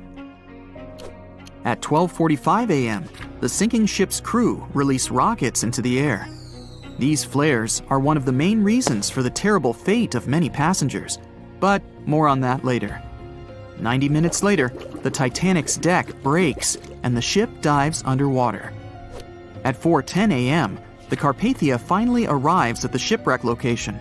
The crew members make heroic efforts to save all the people. They take 705 survivors on board. At this moment, another ship appears. It's SS Californian. The Carpathia sails towards the New York coast with all the people. The Californian floats in search of passengers and finds nothing but wreckage. The ship was only a few miles away while the Titanic sank into the icy water. The Californian could have saved these people, but did nothing. Its captain, Stanley Lord, made one of the most terrible acts that a sailor can allow. He didn't help a sinking ship. When the world found out about all this, they detested Captain Lord. They couldn't bring charges against him, and the trial didn't punish him. But his career was ruined entirely, as no other ship company would hire him. Despite this, he never confessed he had been guilty. Before he passed away, the captain said it hadn't been his fault. If this was true, then what happened there? This brings us to the Californian version. It's the night of April 14th. The Californian is sailing in the cold waters of the North Atlantic. The ship gets into a section with a lot of icebergs. At 10:10 p.m., Captain Lord stops the ship. It's too dangerous to move around this area, as they can damage the hull. At 11 p.m., the ship starts drifting. It's impossible to move in such conditions with such poor visibility. The captain knows that the Titanic is coming here, so he orders the radio operator to warn the ship about the danger. Radio operator Evans turns on the receiver and tries to contact the Titanic. He spends about 30 minutes on it. The connection is finally established. At this moment, the Titanic radio operator is speaking with the mainland. Evans interrupts this conversation and tries to warn the ship about icebergs. The operator doesn't understand Evans' words. He's annoyed because Evans broke into the channel so brazenly. He shouts at Evans and cuts the connection. Tired, Evans turns off the receiver and informs his superiors about the incident. It's still a mystery how the captain reacted to this news. He probably thought the Titanic knew about the danger. He lets Evans go to bed. If Evans hadn't turned off the radio and waited 1 hour, he would have heard a distress signal from the Titanic. But you shouldn't blame him. At this point, he has no official reason to stay at the transmitter. Evans is too exhausted and can't fight drowsiness. So, Evans goes to bed. The Titanic begins to sink. Its captain sends a distress signal. The operator on board the Carpathia catches it, but the Californian doesn't, since the receiver is turned off. Captain Lord can't sleep. He feels that something is wrong. Meanwhile, the Titanic is rapidly sinking under the water. The captain gives the order to launch rockets into the air. And here is where one of the critical mistakes takes place. They release warning lights, but they are not red. The crew forgot to take red rockets on board for some reason, so they lit up the sky with a bright white light. If you need to send a distress signal, you need to release red lights. Captain Lord sees these lights, but doesn't perceive them as a cry for help. It can't be that there are no standard red rockets on such a massive ship as the Titanic. But, unfortunately, it can. Captain Lord thinks the Titanic is sailing away. Perhaps there is some unknown reason behind those white lights, but he doesn't really know. So, Captain Lord has no idea that the Titanic is sinking. He still decides to contact the ship, but this time, not through radio communication. Captain Lord doesn't wake up the radio operator and sends a signal to the Titanic through a signal lamp. It's important to understand that many old-school captains didn't take radio communication seriously. They didn't understand the value of this technology. That's why Captain Lord doesn't wake up Evans. He sends light signals, but the Titanic doesn't respond. Many survivors later mentioned seeing the flashing lights of the Californian, but there was nothing they could have done. The ship's crew doesn't hear their cries for help. At 2:20 a.m., the Titanic completely goes underwater. A little more than 2 hours later, radio operator Evans wakes up and turns the transmitter on. He hears many rescuers talking about the sunken ship. Evans understands everything. He reports this to the captain. At that moment, the Californian immediately heads to the wreck site. They meet Carpathia there. With the survivors on board, it sails towards New York. The Californian stays sailing and looking for people. They find nothing but wreckage. The Californian returns to the mainland. The news about the ship that could have saved the Titanic is spreading all over the country. The trial begins. Captain Stanley Lord and the crew tell their version. They say their ship had been standing still. Many people don't believe them, and some of the surviving passengers claim to have seen the Californian sailing by. Still, the judge declares them innocent. 1962. Captain Stanley Lord is a very old man. He calls a notary to confess something. The captain makes his last remark about this case. He swears he's not guilty. But if it wasn't the Californian sailing past the Titanic at that moment, then what? The Samson theory could answer that question for us. The sealing ship Samson is sailing in the cold waters of the North Atlantic. The crew aren't sleeping. They carefully study the surroundings, but not because they're afraid of icebergs. They're scared of meeting with the U.S. Coast Guard. The Samson ship's crew catch seals, which is illegal. At 12:45 a.m., Samson's captain sees white signal rockets. The team is sure it's the Coast Guard. They turn off the lights and sail away. It's dark, so they don't notice the sinking Titanic. They return to the coast of Iceland and hear about the disaster. They realize they have abandoned the drowning passengers. The nephew of one of Samson's crew members reads about this story in his uncle's diary. The nephew asks for permission to publish these recordings. All the people realize that Captain Lord wasn't guilty, but unfortunately, he didn't live to see this moment. Actually, it's still unknown who is guilty in this story. 2 ships were nearby the Titanic. Their captains were adequate people. They would have helped save all the passengers. Their fault was that they couldn't understand what the Titanic wanted on that dark night. Someone forgot to put red flares in the box. This small but fatal detail was one of the leading causes of the tragedy. So in 2017, over 25 million people boarded cruise ships all over the world. Now, if you're keeping count, that's more than the total population of Greece. It's become America's favorite choice when it comes to going on vacation. It's easy to see why hopping aboard a cruise ship becomes more popular each year. Heading out on a cruise is also coming back in style with newer generations. 2/3 of Gen Y and millennials say that cruising is their new preferred type of vacation. How's that? Well, let's see. It's easy to plan in advance. On board, you can find activities for all family members, and you get a chance to visit several different destinations in one trip. An added bonus of booking a cruise? You can sample various places for a future time off. The entertainment on board is often top-notch, providing passengers with an added taste of luxury. And the amenities and accommodations are generally very reliable. Not to mention that it gives tourists that feeling of actually getting away from everything that people strive for while out of the office. Royal Caribbean International is one of the largest cruise lines in the world, with just over 19% of the cruise market as of 2018. Its current fleet is divided into many different classes of ships, including the Voyager class, Radiance, and Quantum. The latest addition to the Royal Caribbean International's impressive fleet was built in 2018. Wonder of the Seas is now the largest cruise ship in the world. Since this spectacular liner has just had her maiden voyage in March 2022, let's look at some of the incredible perks it has to offer its passengers.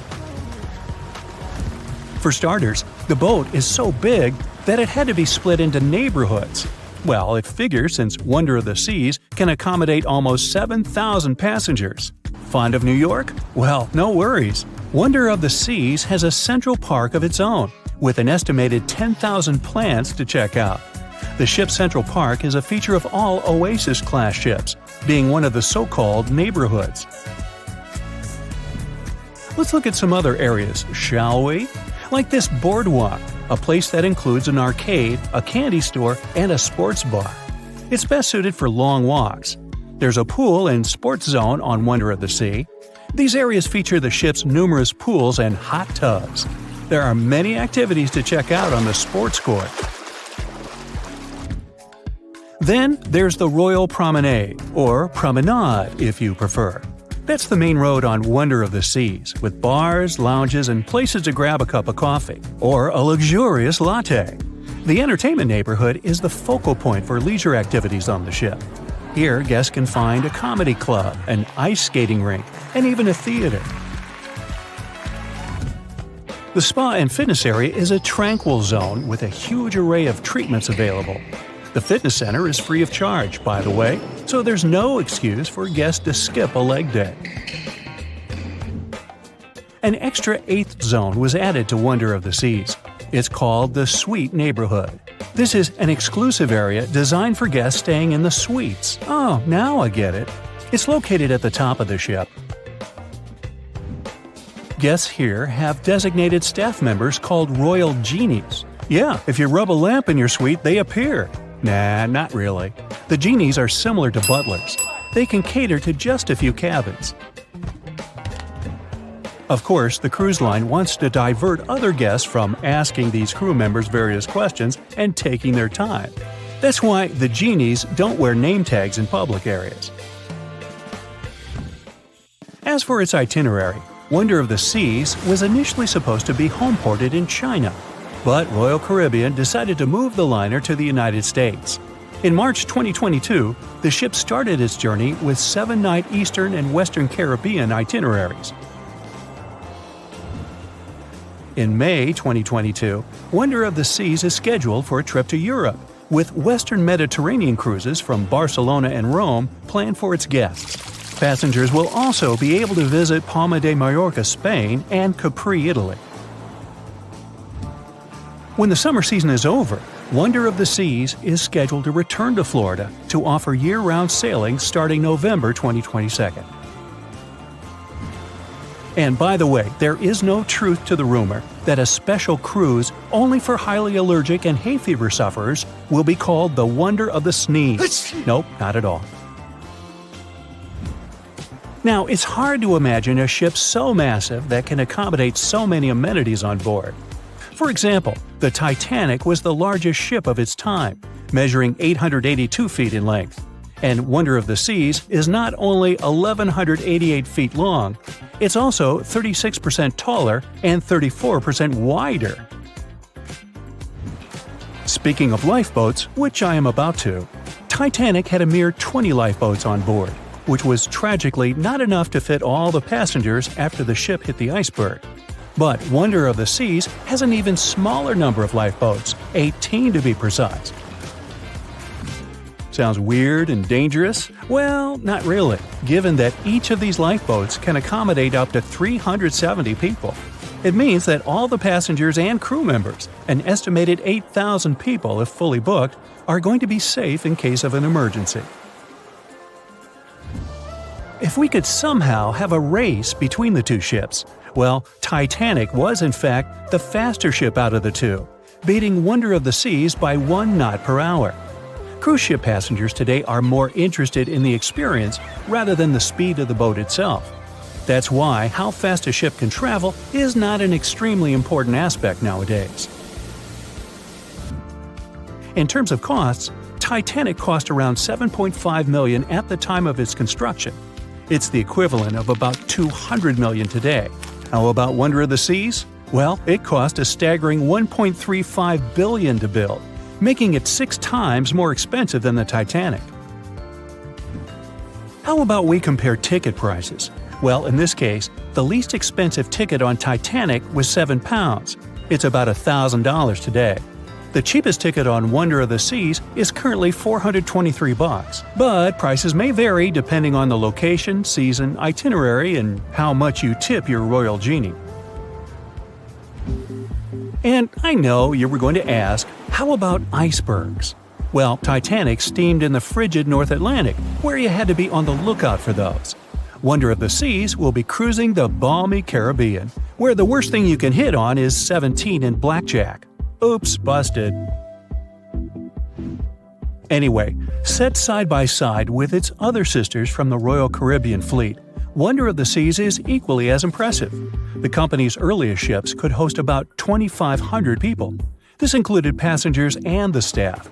Such ships were Splendor of the Seas, Legends of the Seas, and the smallest of them all, Thumbelina of the Seas. No, wait, that should be Empress of the Seas. Oops, my bad. The largest ships in the company's fleet can now house about 9,000 people altogether.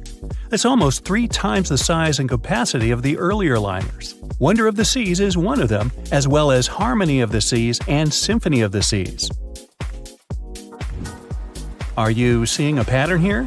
Yep, if you ever encounter a ship with Of the Seas in its name, it's safe to assume it belongs to Royal Caribbean. But if it's a can of tuna, it might actually be Chicken of the Sea. Hey, I like tuna. Now, choosing between cruise ships based on their size is like wondering if you should visit your local museum or the Louvre in Paris. It all depends on your preferences. Some families prefer small settings. Others are fan of large spaces that can provide everything they need. Historically, it's equally as exciting how far we've come in terms of maritime transportation.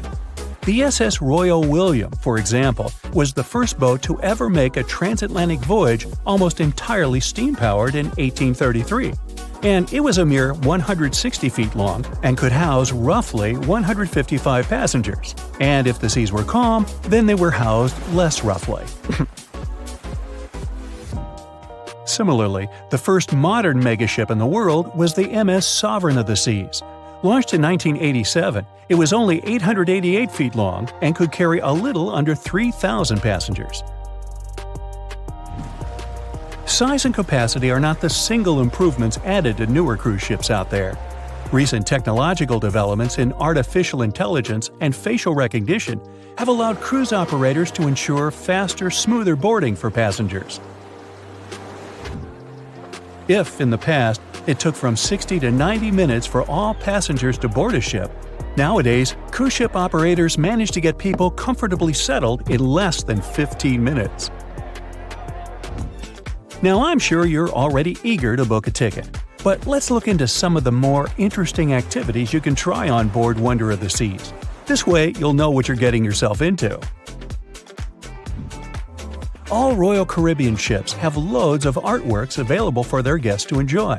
But Wonder of the Seas goes above and beyond, even featuring statues of astronauts in key locations around the ship. You'll find the first astronaut looking through the glass at the promenade, while a second one is busy rock climbing at the boardwalk. The third and last astronaut is more of a movie fan. This statue can be found near the movie screen sitting area. Going astronaut sightseeing is proving to be quite the experience among guests. In the areas with no access to sunlight, Wonder of the Seas features virtual balconies. In case of bad weather, guests can still have a feeling of the outdoors, but without having to hide from wind or rain. Teenagers have a place of their own reserved on the ship. There's a special club with a private hot tub, selfie area, games, and comfortable seating. The inside part of this club features a vending machine, an interesting collection of literature, and tables for foosball. Well, sign me up. Thick fog is rising over the ocean as the sun is slowly sinking towards the horizon. It's hard to see further away than a few dozen feet, but that's enough to notice a hulking, skeletal shape in the distance. As your ship approaches the figure, your heart beats faster, and then you make out the details of another vessel, abandoned by the looks of it. Ghost ships do exist, and their mysteries aren't always solved. Take MV Hoita, for example. It was a wooden vessel built in 1931 as a luxury yacht. It had served well to various people over 20 years before it was bought by a Samoan sailor and became a merchant ship. In 1955, though, Hoita's service came to an abrupt and mysterious end. On October 3rd, it set sail for another trading voyage that should have taken no more than 48 hours. Delays happen in the sea, so when Hoita didn't arrive on October 5th as scheduled, there was little worry yet. But then it failed to come on the following day too. There was no distress signal or any other sign of Hoita's presence anywhere between its departure and arrival points. A search and rescue party was dispatched to find the ship, and for 6 days, they were scouting the area of nearly 100,000 square miles. On October 12th, the mission returned to the base empty-handed. Hoita vanished without a trace.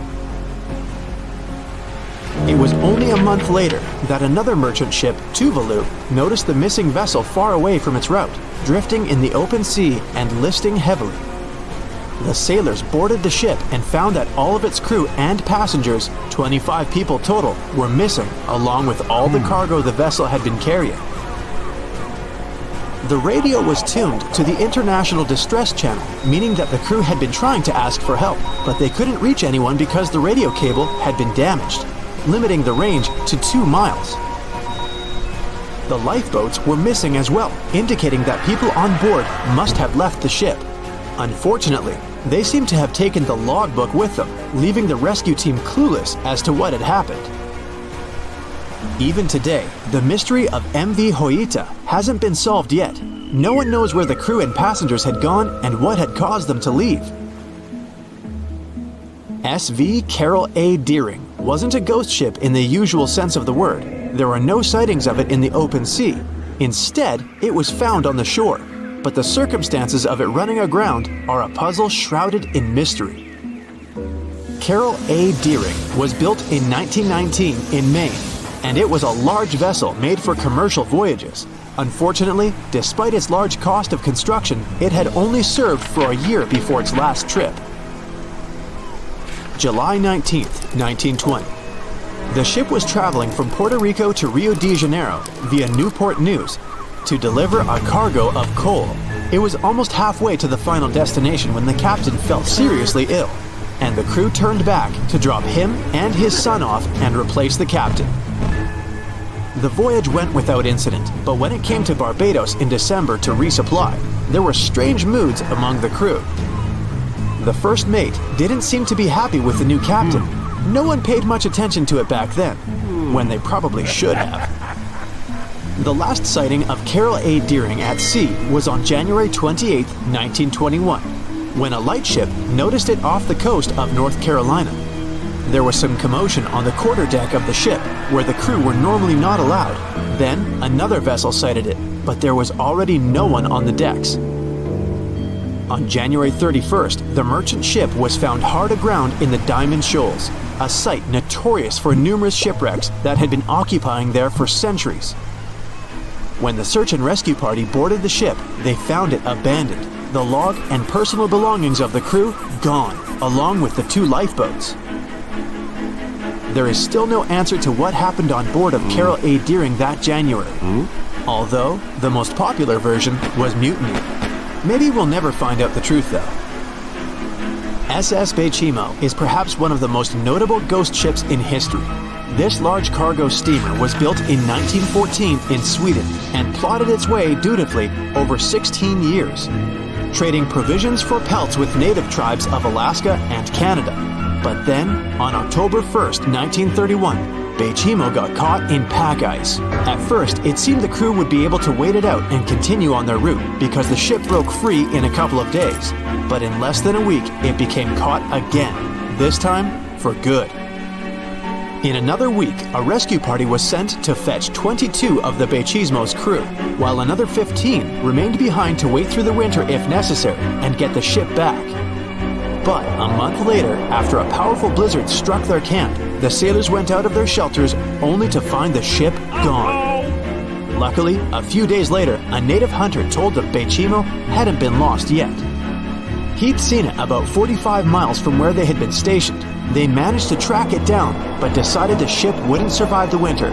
So they took the most valuable cargo from its hold and abandoned it. They were wrong though. SS Baychimo did survive that winter, and many more that followed. When the ice broke, it sailed away on its own, drifting listlessly along the shores of Canada and Alaska. There were numerous sightings of the ghost ship, sometimes adrift in the open sea, and at other times stuck in the pack ice again. People attempted to board and salvage it, but weather conditions or lack of equipment always prevented them. SS Baychimo was last sighted by native Alaskans in 1969, 38 years after its abandonment. What became of it later remains unknown.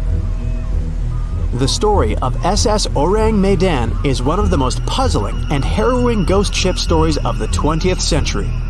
No one even knows for sure if the ship even existed in the first place. It wasn't recorded in Lloyd's Shipping, the International Register of Ships, which makes it either a tall tale or a vessel that avoided being officially recognized for some shady reasons. In any case, the accounts as to what happened to the Medan vary. According to most reports, it was carrying some unknown cargo in the Indonesian waters when a distress call was received by another ship in the vicinity. The officer on duty heard an SOS message, but its contents are different depending on the accounts. The message did not repeat, and the crew of Medan didn't answer to any attempts to contact it back. The ship that received the distress call hurried to the rescue, but they only reached the vessel the following day, when it was already drifting and slightly listing. When the rescuers boarded the ship, they found that none of the crew had survived. However, one lifeboat was missing, which implied that there was at least one crew member who managed to escape. What happened to the rest of the people on board remains a mystery to this day. Still, there are no hard facts about this story, so we might never find out whether SS Orang Medan was actually a ship and not a thing of fiction. SV Sabrina was a 3-mast sailing barge built in 1873 for river trade ships in South America. She served for well over 4 decades, proving to be a sturdy and reliable ship. It was later transferred to Europe, where it continued serving its purpose well. But then, in October 1917, Sabrina set sail on a regular voyage only to be found ashore several days later. Mysteriously, although the ship was perfectly intact, the entire crew of 5 and the captain were gone. There is no direct evidence or hard facts as to what really happened that day. The most convincing theory is that the crew were washed away from the deck because of an underwater explosion. And then the ship sailed ahead without them. But the truth, as always, remains unknown. The year was 1854, and the SS Arctic, the fastest passenger liner of its time, set out to cross the Atlantic. As it sailed through the misty veil, it slowly disappeared into the unknown. The Collins Line, an American shipping company, was started in 1818 and only began seriously trading in the transatlantic by 1835. Its steamships crossed the Atlantic from Liverpool to New York within just 10 days. Doesn't sound like a great speed today, I know, but back then, the same thing took other ships several weeks. Light on the water with their wooden hulls, powering through with a strong steam engine, those steamships were the favorite choice for many high-profile people. What could go wrong with such an advanced ship, they thought. This reminds me of some other ship everyone believed to be unsinkable. But anyway, back to the Collins Line. It grew to be a serious contender on transatlantic routes, with only one other competitor, the Cunard's Line. It was a British company also aiming to be the main force through the Arctic Passage.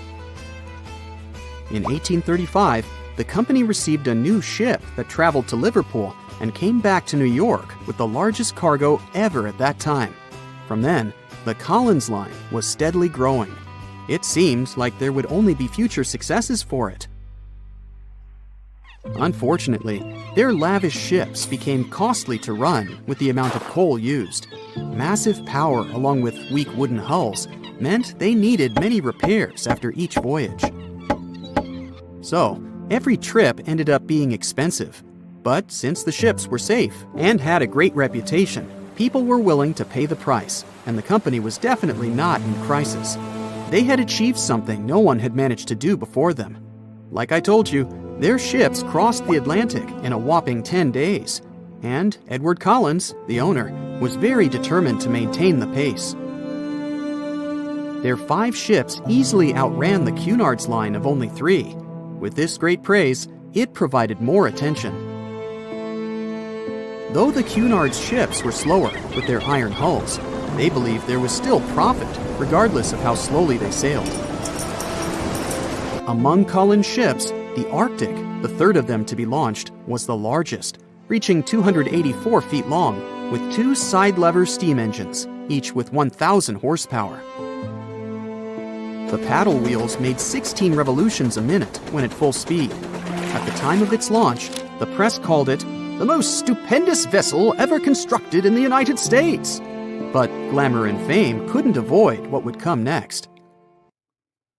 On the 27th of September, the Arctic was on its journey from Liverpool to New York, continuing a speed pace through the thick fog. It's possible that by that moment, after 4 years of record-breaking trips, the crew became overconfident with their sailing and the ship. Going only 50 miles from Newfoundland, they carelessly continued through the fog with no radio contact, sonar, or any other form of identifying objects, equipped only with Morse code. A smaller ship, the SS Vesta, which operated as a fishing vessel, often worked around Newfoundland. It was passing through the same path as the Arctic and crashed into its side. Shocked by the collision, the captain of the Arctic offered help to the much smaller Vesta, but it was soon clear that the damage that seemed minor on the Arctic was far worse. Beneath the waterline, a hole was letting water into the hull. The cost of the much faster wooden hull now seemed less valuable. They steered toward land, trying to plug the holes, but they weren't doing so well, and the seawater continued to pour in, filling up higher and pushing the ship down. And finally, once the engine room was full, it put out the boilers, taking away the massive power the Arctic was once legendary for. They moved slowly until coming to a complete stop. The ship continued to sink, and the order was to abandon it. At the time, maritime law allowed for the Arctic to carry only 6 lifeboats, only capable of saving 180 people. The crew and some of the passengers managed to push their way aboard and took most of the seats on those boats. Things were pretty wild, and everyone forgot about their manners, not letting the ladies and the youngest ones board first. It took 4 hours for the Arctic to sink. 150 crew and 250 passengers were on board. Those that weren't able to find a lifeboat made a desperate attempt to build their own rafts from parts of the ship. 2 days later, only 3 boats made it safely to the shore.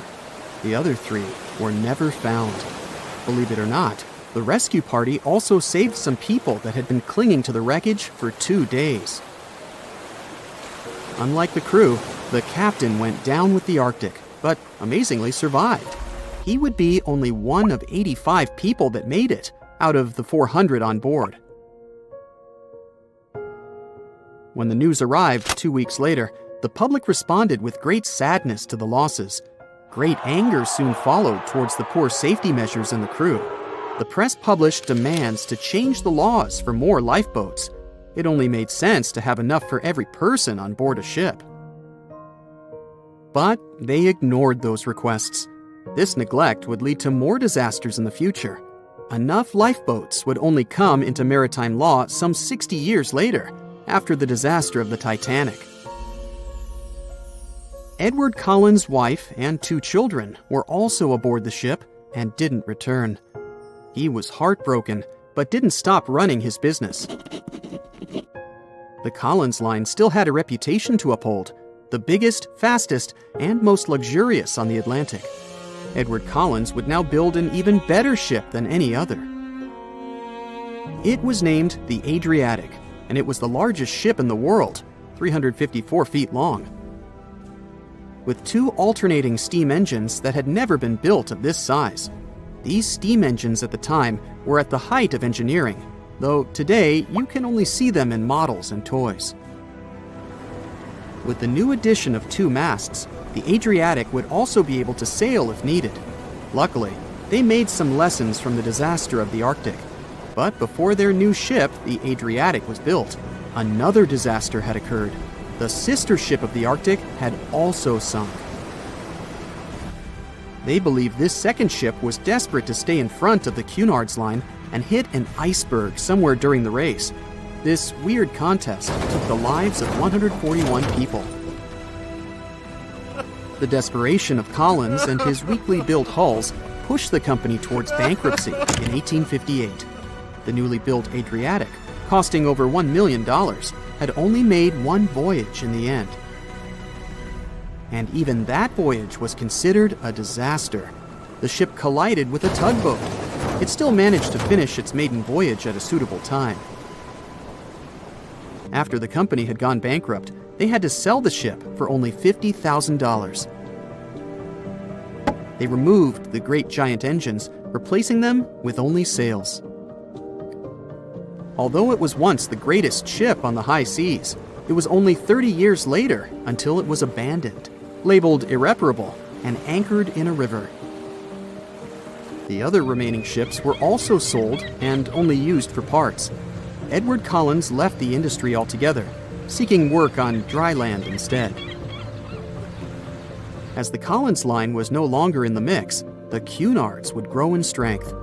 Without competition, they would win the Blue Riband for the next 30 years, and 180 years later, after producing hundreds of ships. They still have a constant presence on the seas as they provide transatlantic crossings, world voyages, and leisure cruises. To this day, the Cunard line is the only one to run ships between Europe and America, and it's great proof that it's not always the fastest that's the best.